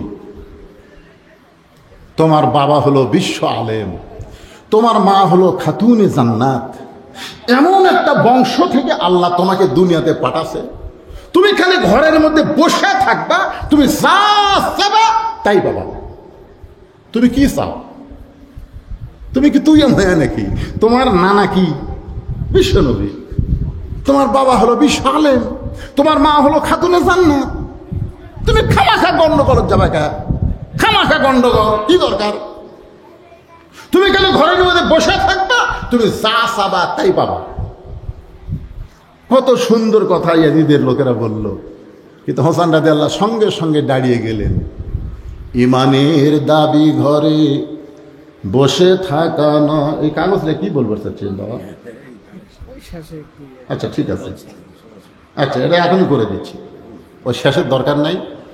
এই ছেলেরা যে কষ্ট করে মেহনত করে ছেলেদের মাহফিল যে আল্লাহ কবুল করছে, তার প্রমাণ হলো আষাঢ় মাসে বৃষ্টি আল্লাহ বন্ধ করে রাখছে। জোরে কোন কথা কর না গায়ে। আমি গতকালে যেখানে মাহফিল করছি, গত রাত্রে উপরে ওরা তিরপাল দিছিল, কয়েক দফা পানি হলো, ওই তিরপালের উপর দিয়ে গেল, বিশাল একটা খরচ। আজকে এখানে আমি যখন নামাজ পড়ি মাগরিবে জামাতের সাথে, তখন দেখলাম মাটি ভিজে উপরে এরা তিরপাল পাড়ে দিছে। উপরে মাটি বসার জন্য তিরপাল দিয়ে কাম হবি করে, উপর থেকে দিল শুরু হয়ে যায়, কি কুড়ি দৌড় মারবি ঠিক কিনা? কিন্তু না, মাশাআল্লাহ অনেক জায়গাতে আজকে বৃষ্টি হলো। আমি যখন ওই কি ওটা যেখানে তেল টুপি হয়ে আসতেছিলাম, সেই বৃষ্টি। কিন্তু এখানে এসে দেখলাম অল্প বৃষ্টি। এখন রাত প্রায় 12:15 বাজা গেছে, এখন পর্যন্ত আল্লাহ বৃষ্টি দেয়নি। তার মানে বোঝা গেল যুবকদের এই দোয়ার মাহফিল আল্লাহ কবুল করছে। এই মাহফিল কবুল করছে বিধায় আপনাদের কাছে আমি একটু হাত পাতালাম যে প্রত্যেক বছর তারা যেন এই মাহফিলটা করতে পারে।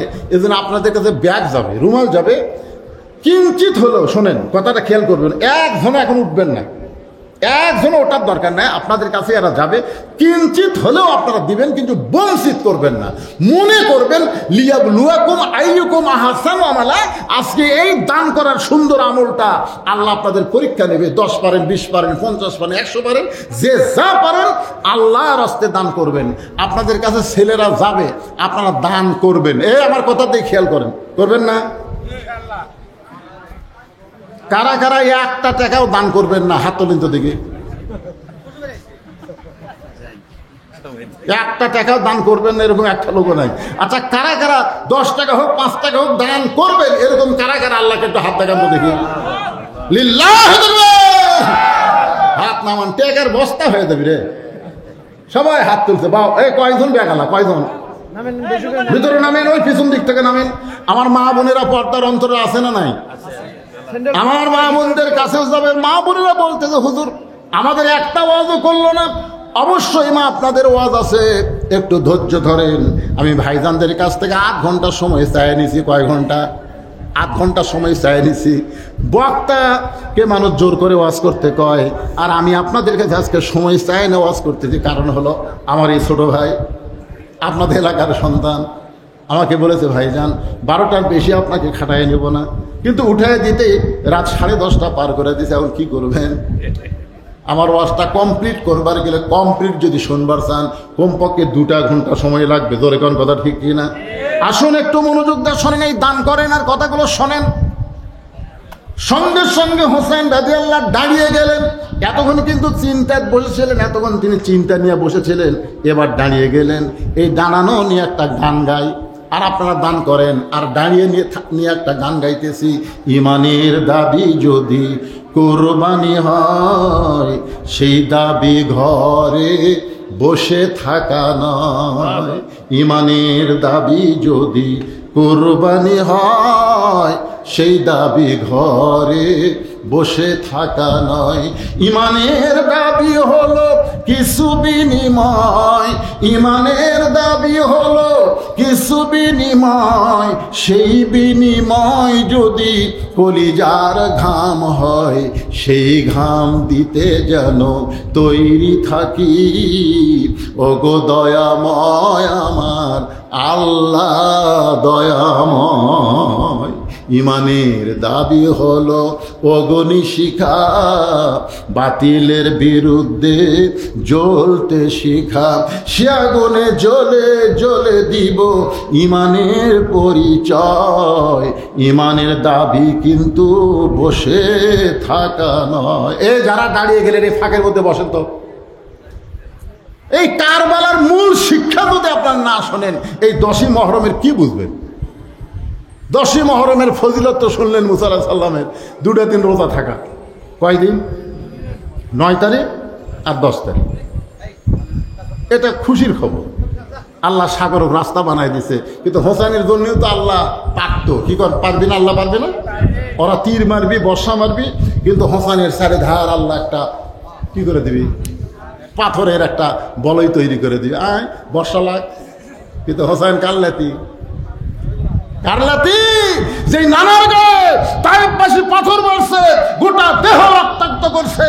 যেই নবী বলতে পারতেন আল্লাহ ইব্রাহিমের জন্য আগুনের চুলা শান্তির বাগান বানায় দিলেন, মুসা নবীর জন্য সাগরকে রাস্তা বানায় দিলেন, আমার জন্য তাইফের পাথর আপনি তুলা বানাবার দিবার পারতেন, কিন্তু তুলা না বানায় আপনি পাথর রাইকা আমার গোটা দেহ রক্তাক্ত করলেন। এ কথা তো নবী বলেন নাই। নবী বলেছেন এইটাই হলো আমার উম্মতকে সুপারিশ করার ওসিলা। ধরে গেল সুবহানাল্লাহ। আল্লাহ নবী বলেছেন সাইয়্যিদুশ শাবাবে আহলিল জান্নাহ, জান্নাতি যুবকদের সর্দার হবে 2 জন। এমনি এমনি হাসান হোসেন রাদিয়াল্লাহু তাআলা আনহুমা, যুবকেরা জান্নাতে যাবে না? সেই জান্নাতের সর্দার কয়জন? সাইয়্যিদুশ শাবাবে আহলিল জান্নাহ হাসান হোসেন রাদিয়াল্লাহু তাআলা আনহুমা। সমস্ত জান্নাতি যুবকদের সর্দার হবে হাসান হোসেন। হযরত বেলাল বললেন, ইয়া রাসূলুল্লাহ, তাহলে বুড়াকের সর্দার কে হবে? যুবকদের সর্দার যদি হাসান হোসেন হয়, তাহলে বুড়াকের সর্দার কে? কে বলতেছে? হযরত বেলাল। আল্লাহ রাসূল বললেন, আশ-শাইখু ওয়া শাইখাতে লা ইয়াদখুলুল জান্নাহ। বুড়া বুড়ি কোনোদিন জান্নাতই পাবে না। বুড়া বুড়ি কোনোদিনও জান্নাত পাবে না। সামনে এক বুড়া সাহাবী বসে আছিল, সেই কান্না। রাসূল বলে, কান্দো কেন? বলে, আমি তো বুড়া হয়ে গেছি হুজুর, আমি তো জান্নাত না পাই। আল্লাহ রাসূল বললেন, আল্লাহ তোমাকে জান্নাত দিবে। যেই বলছে জান্নাত দিবে, সেই হাসি। রাসূল বলে, হাসতেছো? এই বুড়া অবস্থায় জান্নাতে দেয়, তুমি কি চাবা? তখন বলে, হুজুর আমার যা বয়স, এই বয়সে জান্নাতে যায় বলবো সোনার ইটের বাড়ি চাই। আল্লাহ বলছে, ঠিক আছে, সোনার ইট দিয়ে আল্লাহ তোমাকে বাড়ি বানিয়ে দিবে। এরপরে কি চাবা? এরপরে বলতেছে হীরা জহরতের বর্তন চাই, মানে থালা বাটি, এগুলো সব হীরা জহরতের যেন হয়। আল্লাহ রাসূল বলেন, ঠিক আছে, ওয়ালা তাস্তাহি আনফুসুকুম, তুমি যা চাবা আল্লাহ তাই দিবে। এগুলাই হয়ে গেল। এরপরে কি চাবা? বলতেছে এরপরে আঙ্গুর ফলের বাগান চাই। আল্লাহ রাসূল বলেন, আঙ্গুর ফলের বাগান কেন? বলে, হুজুর আমার যে দাঁত নেই। অন্য ফল যদি আল্লাহ আমাকে দেয়, আমি খালি দেখবার পারবো, খাবার পারবো না। কিন্তু আমার দাঁত না থাকলে কি হবে হুজুর? আমার মাইশা শক্ত আছে, আঙ্গুর ফেলে ঠাসি দিবি, রস দিয়ে পেট ভরে দিবি। আল্লাহ রাসূল বলেন, মুরব্বী তুমি কি জানো আল্লাহ তোমাকে 70টা বউ দিবি, যাদের বয়স হবে 16 কি 17। এই 16-17 বছরে 70টা বউ দিলে তুমি কি করবা?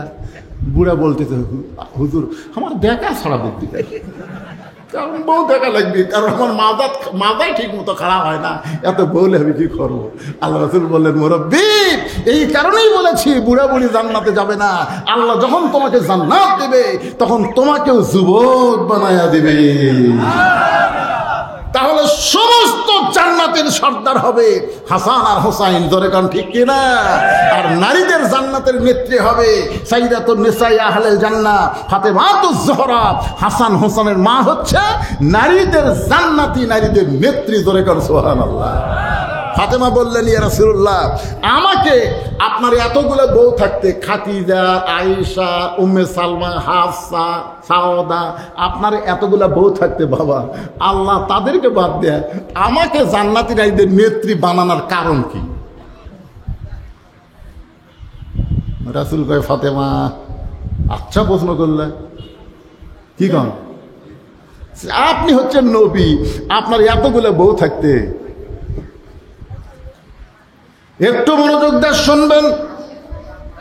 যখন ফাতেমা দুনিয়া থেকে বিদায় নিয়েছে তখন কিন্তু নবীর এতগুলো বউ ছিল না, কারণ মা খাদিজা বিদায় নেওয়ার পর আল্লাহর নবী, মা খাদিজা বিদায় নেওয়ার পরে আল্লাহর নবী বিয়ে করেছেন। যতদিন খাদিজা জীবিত ছিলেন ততদিন কিন্তু আল্লাহ নবী বিয়ে করেন নাই, কিন্তু মা খাদিজা দুনিয়া থেকে বিদায় নেওয়ার পরে নবী বিয়ে করেছেন। একই টাইমে নবীর 9টা বিবি ছিল, জোরে কোন কয়টা? এই 9টা বিবির মধ্যে কাউকে আল্লাহ জান্নাতি নারীদের নেত্রী বানাইল না, আমি আপনার মেয়ে হওয়ার কারণেই বানালো। রাসূল বলে, ফাতেমা আল্লাহ তোমার একটা আমলকে অত্যন্ত পছন্দ করে, যে আমল করার কারণে আল্লাহ তোমাকে খাতুনে জান্নাত ডিগ্রি দিয়েছে। ফাতেমা বলে, ইয়া রাসূলুল্লাহ বাবা সেই আমলটা কি? রাসূল বললেন, আল্লাহ কোরআনে বলেছেন, অকরনা ফি বুয়ুতিকুন্না ওয়ালা তাবাররুজনা তাবাররুজাল জাহিলিয়াতিল উলা।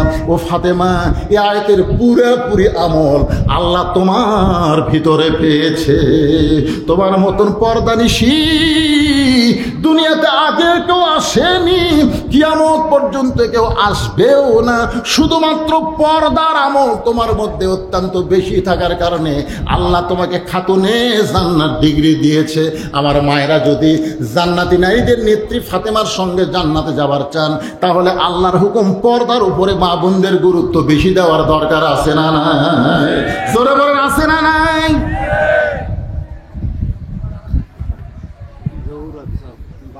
দেখছেন যে ফাতেমার ওয়াজ করতেছি, জহুরা, ফাতেমা তো জহুরা, এই জহুরা তার বাপ মায়ের নামে 1000 টাকা দান করছে। মাশাআল্লাহ, আল্লাহ দানকে কবুল করেন, আল্লাহুম্মা আমিন। জোরে বলে আল্লাহুম্মা আমিন। আপনাদের মধ্যে একটা মরদও পারলেন না 1000 টাকা দিবে। দেখছেন মেয়ে মানুষেরা ব্যাগের মধ্যে দিয়ে দিছে, ব্যাগের মধ্যে 1000 টাকা দিছে। আপনি পাগল হচ্ছেন? আমাদের মসজিদের দান বাক্সের মধ্যে কোনোদিন 1000 টাকা পাওয়া যায়? দান বাক্সের মধ্যে দেখবেন তো, মসজিদের দান বাক্সের মধ্যে পকেটে তো টাকা বাইর করে, টাকা বাইর করে দেখে 500 টাকার লোট আছে, 200 টাকার লোট আছে, 100 টাকার লোট আছে, কিন্তু 10 টাকা নাই। তখন চিন্তা করে 500, 200, 100, 10 টাকা নাই। 10 টাকা যেই নাই তখন দান বাক্স এত জোরে ঠেলা মারছে, 2 জন পার হয়ে গেছে, 2 জন পার হয়ে গেছে। ওরা 2 জন বলতেছে, ভাই, ওরা 2 জন কি বলতেছে, ভাই আল্লাহ তোর হাতে বরকত দেখরে। এই ব্যাগের মধ্যে যে টাকাগুলো দিছে আপনার মনে করছেন 500,000 টাকা দিছে।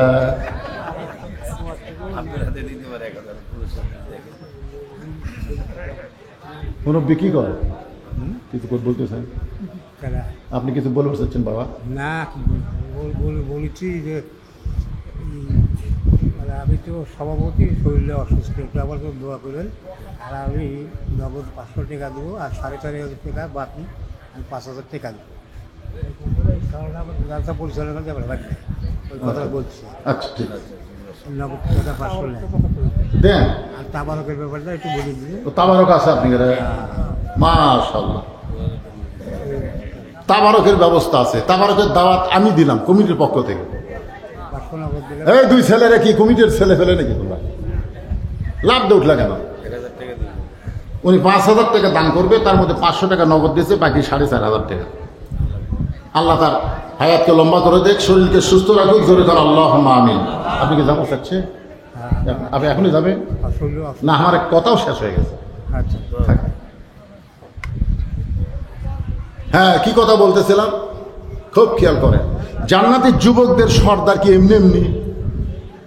অবশ্যই আমল থাকা লাগবে, জোরে কর ঠিক কিনা? হাসান হোসেনের মধ্যে সে আমলটা ছিল। একটু মনোযোগ দিয়ে শোনেন। সঙ্গে সঙ্গে হোসেন দাঁড়িয়ে বললেন, রে ইয়াজিদের সামসারা, তোমরা যদি আল্লাহর বান্দা হতে তাহলে আমার নানাকে শুধু বিশ্ব নবী বলতা না। আমার নানা শুধু বিশ্ব নবী না, আমার নানা হলো বিশ্ব নেতা। তোমরা আমার নানাকে বিশ্ব নবী বলেছ, কিন্তু নেতা বলতেছ না। তার মানে বোঝা গেল আমার নানা বাদ দিয়া তোমরা অন্য কাউকে নেতা মেনেছ। এই কথাটাকে খেয়াল করতেছেন? আমার নানা শুধু বিশ্ব নবী না, আমার নানা কি বিশ্ব নেতা। আমার বাবা শুধু বিশ্ব আলেম নয়, আমার বাবা হলো বিশ্ব বীর। আপনারা বলেন তো, হোসেনের বাবা শুধু বিশ্ব আলেম ছিল না বিশ্ব বীর ছিল? আলেমের ডিগ্রি হলো আনা মাদিনাতুল ইলমে ওয়া আলী বাবুহা, আমি হলাম এলেমের শহর, আলী হচ্ছে তার দরওয়াজা। এ কথার দ্বারা বোঝা গেল আলী হচ্ছে বিশ্ব আলেম। আর আল্লাহ বলেছেন আলী আসাদুল্লাহিল গালিব, আলী হচ্ছে ইসলাম গালিব বিজয় করার ব্যাপারে আল্লাহর সিংহ। জোরে কোন সুবহানাল্লাহ। তাহলে আমার মা শুধু খাতুনে জান্নাত নয়, আমার মা হলো ফাতেমা তো জোহরা। তোমরা আমার নানাকে বিশ্ব নবী বলো, কিন্তু বিশ্ব নেতা বাদ দাও। আমার বাবাকে বিশ্ব আলেম বলো, কিন্তু বিশ্ব বীর বাদ দাও। আমার মাকে খাতুনে জান্নাত বলো, কিন্তু জহুরা বাদ দাও। ইসলাম বাদ দেওয়ার ধর্ম না, ইসলাম পুরাপুরি আঁকড়ে ধরার ধর্ম। দূরে কোন কথা ঠিক কি না? আমার নানাকে বিশ্ব নেতা মেনে আল্লাহুম্মা সাল্লি আলা সাইয়্যিদিনা, ধরে কোন আল্লাহুম্মা সাল্লি আলা সাইয়্যিদিনা। আমার নবী শুধু নবী না, আমাদের নবী হলেন আমাদের নেতা। আমার নানা নেতা, আমার নানার অনুসারী যেই ব্যক্তি হতে পারবে না, আমি হোসেন জীবন দিব, কিন্তু তার হাতে বায়াত গ্রহণ করব। অনেক বড় ঘটনা। কুফার লোকেরা হোসেনের সঙ্গে মুনাফিকি করেছে। কুফার গভর্নর তখন ছিল নোমান ইবনে বশির, মুনাফিক করেছে। তারা বলেছিল আমরা বায়াত নিব। হোসেন রাদিয়াল্লাহু মাত্র 72 জন মানুষ নিয়ে, আপনজনকে নিয়ে যুদ্ধ করার জন্য না, আপনজনকে নিয়ে কুফার দিকে রওনা দিলেন। এইদের কাছে যখন খবর দেওয়া হলো হোসাইন কুফায় আসতেছে, সঙ্গে সঙ্গে জিয়াদের মাধ্যমে 22,000 সৈন্য নিয়ে মাত্র 72 জনকে আক্রমণ করলো। হোসেন বের হয়ে বললেন, তোমরা কি আমাকে চেনো না? তোমরা কি আমাকে জানো না? আমি যুদ্ধ করার জন্য বের হয় নাই। তারপরও তারা জোর করে হোসেন রাদিয়াল্লাহর সঙ্গে যুদ্ধ করলেন। যুদ্ধের এক সময় হোসেন রাদিয়াল্লাহ দুনিয়া থেকে বিদায় নিলেন। বিদায় নেওয়ার আগে একটা আমল করেছেন। আমলটা হলো, সেই দিন হলো জুমার দিন। ধরে বলেন কোন দিন? জুমার দিনে খুতবা কে দিবে? খুতবা কে দিবে? ওই ইয়াজিদের 22,000 সৈন্যর মধ্য থেকে বলতেছে, আমাদের মধ্যে খুতবা দেওয়ার কেউ নাই, ওই হোসাইন আজকে ইমামতি করবে। যাকে হত্যা করার জন্য তারা ঘেরাও করেছে, তিনি ইমামতি করলেন। ধরে গান সুবহানাল্লাহ। সবাই তার পিছনে ইক্তেদা করলো। ইক্তেদা করার সময় তারা কি বলেছে? ইক্তেদা করার সময় তারা অবশ্যই নিয়ত করছে, করে কি করে নাই? করে আপনার করেন ইক্তেদাই তো বিহাজাল ইমাম, বিহাজাল ইমাম বলেছে, কিন্তু নেতা হিসাবে না। হোসেনের পিছনে তারা নামাজ পড়লো, কিন্তু নেতার আসন দিয়েছে ইয়াজিদকে। ভিতরে নেতার আসন দিয়েছে কাকে? ইয়াজিদকে। আর মুখে মুখে শুধু হোসেনকে তারা ইমাম মেনেছে। এক সময় হোসেনকে হত্যা কে করবে? কেউ যখন করবার সাহস পায় না, সবাই চিন্তা করে নবীর নাতি, জান্নাতি যুবকদের সর্দার, সে হোসেনকে কে হত্যা করবে? পাষাণ হৃদয়ের একজন মানুষ ছিল, নাম হলো সীমার। ওই সীমার তখন সানান ইবনে আনাসকে হুকুম দিল। সানান ইবনে আনাস অনেক অর্থের বিনিময়ে হোসেন রাদিয়াল্লাহকে হত্যা করলেন। হত্যা করার পরে তার দেহের উপর দিয়ে 80টা ঘোড়া ছুটানো হলো। হোসেন রাদিয়াল্লাহু বিবি তখন জীবিত, তার নাম হলো শাহের বানু। শাহের বানু তাকে দেখলেন, তার স্বামীর মাথাখানাকে যত্ন করে তারা নিয়ে গেল, আর দেহটার উপর দিয়ে 80টা ঘোড়া ছুটাই দিল। হোসেন রাদিয়াল্লাহু গোটা দেহ মাটির সঙ্গে তারা মিশিয়ে দিয়া ওই মাথা নিয়ে তারা দামেস্কে চলে গেল। দামেস্কে সামনে একটা তস্তরিতে করে মাথাটা ইয়াজিদকে হাদিয়া দেওয়া হলো। ইয়াজিদের হাতে একটা লাঠি ছিল, ওই লাঠিটা হোসেন রাদিয়াল্লাহু মুখের মধ্যে ঢুকায় দিয়ে তিরস্কার করে বললেন, হোসাইন, জেদ করে আমার বায়াত গ্রহণ করলে না। যদি তুমি আজকে আমার বায়াত গ্রহণ করতে, তাহলে নবীর নাতি হওয়ার কারণে, আলীর ছেলে হওয়ার কারণে, ফাতেমার সন্তান হওয়ার কারণে তোমাকে আমরা কত সম্মান দিতাম। কিন্তু এই যে জেদ করার কারণে তোমার দেহ পড়ে থাকলো ফোরাতের কিনারায়, আর তোমার মাথা আমার রাজ দরবারে। হোসাইন রে, মুখের মধ্যে লাঠি ঢুকাইয়া যখন এই তিরস্কার করে কথা বলতেছে, ঈদের সামনে যত মুসলমান ছিল সবাই মাথা নিচু করে আছে, কারণ মাথা তুললেই তার মাথা হোসাইনের মতন খেলে ফেলে দিবে। কেউ যখন মাথা তুলতেছে না, তখন আনাস ইবনে মালিক, একজন সাহাবী, লাঠিতে ভরতে দাঁড়িয়ে গেলেন।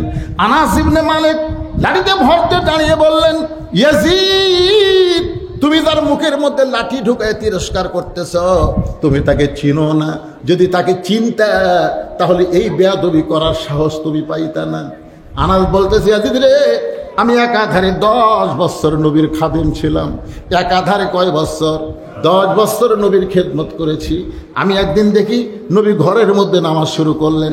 নবী 5 ওয়াক্ত ফরজ নামাজ মসজিদে আদায় করতেন, আর নফল নামাজগুলো ঘরের মধ্যে হুজরাখানায় বেশি আদায় করতেন। আনাস বলতেছে, আমি দাঁড়িয়ে আছি, নবী নামাজের মধ্যে শুরু করলেন। নবী যখন রুকু থেকে সিজদায় গেলেন, এমন সময় যে হোসেনের মুখের মধ্যে লাঠি ঢুকাইছো, ওই হোসেন কুত থেকে দৌড়ে এসে নানার পিঠের উপরে চড়ে বলতে, চল ঘোড়া চল, চল ঘোড়া চল। আমার নবী, বিশ্ব নবী আছে নামাজের সিজদায়, আর হোসেন পিঠে চড়ে বলতে, চল ঘোড়া চল, চল ঘোড়া চল। নবী সিজদার মধ্যে থাকলেন। আমি আনাস আস্তে করে গিয়া হোসেনকে পিঠ থেকে, যখন নবীর পিঠ থেকে নামাবার চাই, নবী নামাজের ভিতরে আমাকে এভাবে নিষেধ করলেন। আমি আনাস আবার জায়গা মতো দাঁড়িয়ে গেলাম। আমি দাঁড়িয়ে থাকলাম, কিছুক্ষণ পরে হোসেন বলতেছে, যে ঘোড়া চলে না, সেই ঘোড়ার পিঠে চড়ে আমার লাভটা কি? হোসেন যখন ঘর থেকে বাইরে যায়, এমন সময় নবীর সিজদা থেকে মাথা তুললেন। এক সময় সালাম ফিরে নামাজ শেষ করলেন। আমি নবীর সামনে হাঁটু গেড়ে বসে বললাম, ইয়া রাসূলুল্লাহ, হোসেন আপনাকে ঘোড়া ফেললো, আপনার পিঠের উপরে থাবা মারলো। আমি আপনার হোসেন পিঠ থেকে নামাবার চাইলাম, কিন্তু আপনি নামাজের মধ্যেই নিষেধ করলেন, কারণ কি? রাসূল বললেন, আনাস, হোসেন যখন আমাকে ঘোড়া খেলতেছিল, আমিও তখন হোসেনকে পিঠ থেকে নামাবার জন্য একটা হাত হোসেনের দিকে বাড়াই দিয়েছিলাম, যে হোসেনকে আস্তে করে পিঠ থেকে নামাই দিয়ে আমি সিজদা থেকে মাথা তুলবো। কিন্তু নামাজের মালিক আল্লাহ ডাক দেওয়া, হাবিব, যে হোসেন আপনাকে ঘোড়া বানায় খেলতেছে, আপনি কি হোসেনকে চেনেন?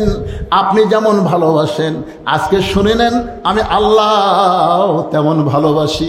যতক্ষণ হোসেন আপনার পিঠের উপরে বসে থাকবে, ততক্ষণ আপনি সিজদা থেকে মাথা তুলবেন না। আনাস কান্দের বলে, ইয়াজিদ রে, যে হোসাইন নবীকে ঘোড়া বানায় নবীর পিঠে চড়ে বসে থাকলে আল্লাহর ভালো লাগে, সেই হোসেনের মুখের মধ্যে লাঠি ঢুকে তুমি তিরস্কার করতেছ। তুমি মনে করেছে তুমি জিতে গেছো। আমি নবীর সাহাবী আনাস বলতেছি, হোসাইন অমর হয়ে গেছে, হোসাইন মরে নাই। তুমি ইয়াজিদ অল্প দিনের মধ্যে নিঃশেষ হয়ে যাবে, তোমার নাম গন্ধ আর পৃথিবীতে থাকবে না। যদিও কেউ ইয়াজিদ বলে, ঘৃণা করে বলবে। মীর জাফর কোনোদিন মহব্বত করে কেউ বলে না, হাসিনা কিন্তু কেউ মহব্বত করে বলবে না। ধরে কোন কথা ঠিক কেনা? একটু মনোযোগ দেন। যদি কেউ বলে, তাহলে ইয়াজিদ ঘৃণা করে বলবে। এই কথা বলার পরে মাত্র 5 বছর ইয়াজিদ ক্ষমতার চেয়ারে বসেছিলেন। এই ক্ষমতার চেয়ার থেকে এমনভাবে পচে গেলেন, কারণ যারা বাতিল, তারা মরে যাওয়ার সঙ্গে সঙ্গে তারা দুনিয়া থেকে ঘুরে যায়। তাদের নাম নিলেও মানুষ মহব্বত করে নেয় না, ঘৃণা করে নেয়। আর যারা হক, কুল জাল হক ওয়া যাহাকাল বাতিল ইন্নাল বাতিলা কানা যাহুকা। হুসাইন রাদিয়াল্লাহু এই কারবালার শিক্ষা হলো, প্রয়োজন হলে হকের পক্ষে জীবন দিব, কিন্তু খামাকা 2 দিনের দুনিয়ার মোহে পড়ে বাতিলের সঙ্গে আপোষ করে বেঁচে থাকার কোনো লাভ নাই। মরা যখন লাগবে, মরা লাগবেই ভাইজান, যতই চেষ্টা করেন মরা যখন লাগবে। তাহলে হোসেন রাদিয়াল্লাহু শহীদে কারবালা থেকে আমাদের শিক্ষা কি? প্রয়োজন হলে হকের পক্ষে আমরা জীবন দিব, কিন্তু বাতিলের সঙ্গে আপোষ করে আমাদের বেঁচে কোনো লাভ নাই, কারণ মরা লাগবেই। ধরে বলেন ঠিক কিনা? রাজত্ব চলবে কার? ধরে বলেন।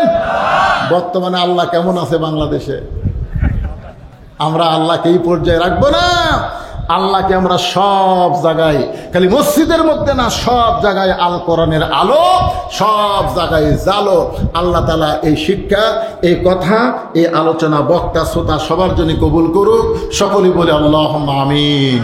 আস্তাগফিরুল্লাহ রাব্বি মিন কুল্লি জামবি ওয়া তুবু ইলাইহি লা হাওলা ওয়ালা কুওয়াতা ইল্লা বিল্লাহিল আলিয়্যিল আযীম। আল্লাহুম্মা সাল্লি আলা মুহাম্মাদ, আল্লাহুম্মা বারিক আলা মুহাম্মাদ, আল্লাহুম্মা সাল্লি আলা সাইয়্যিদিনা শাফিনা নাবিয়িনা মাওলানা মুহাম্মাদ ওয়া আলা আলিহি ওয়া আসহাবিহি ওয়া বারাক ওয়া সাল্লিম। যারা দাঁড়িয়ে আছেন বসেন।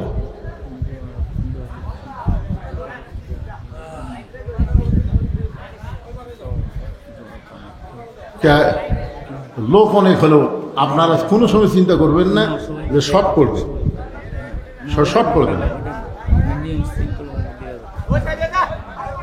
এনাদের মধ্যে একটা সন্দেহ কাজ করতেছে যে মোনাজাতের মধ্যে তাবারক দিবে না মোনাজাতের পরে দিবে? মধ্যেই শোনেন, 2 মত হলে হবে না তো। এতক্ষণ কি 1 মতের গল্প হচ্ছে না? 2 মতে একমত যতদিন ছিল ততদিন জ্ঞানদাম ছিল না। যেই দ্বিমত তাবলিগের মধ্যে দ্বিমত, এখন রসুলপুরি পীর সাহেবের মধ্যেও দ্বিমত ঢুকে গেছে। জোরে কথা কর না কেন? সব জায়গাতে দ্বিমত। এই দ্বিমত হলেই তো বিপদ। তাহলে আপনারা একটু ফাঁক ফাঁক হয়ে বসেন, কারণ যারা তাবারক দিবে তারা যেন অনায়াসে আপনাদের ভিতর দিয়ে যাওয়া আসা করতে পারে, বুঝলেন না? এই জন্য আপনারা একটু লাইন হয়ে, কাতার হওয়া লাগবে না, লাইন হয়ে বসেন, ভিতর দিয়ে যেন তাবারক দিতে পারবেন। সভাপতি, আমি অসুস্থ, আমাকে দোয়া করেন। জি, ঘোষণা দিয়েছি তো, আপনি খেয়াল করেন।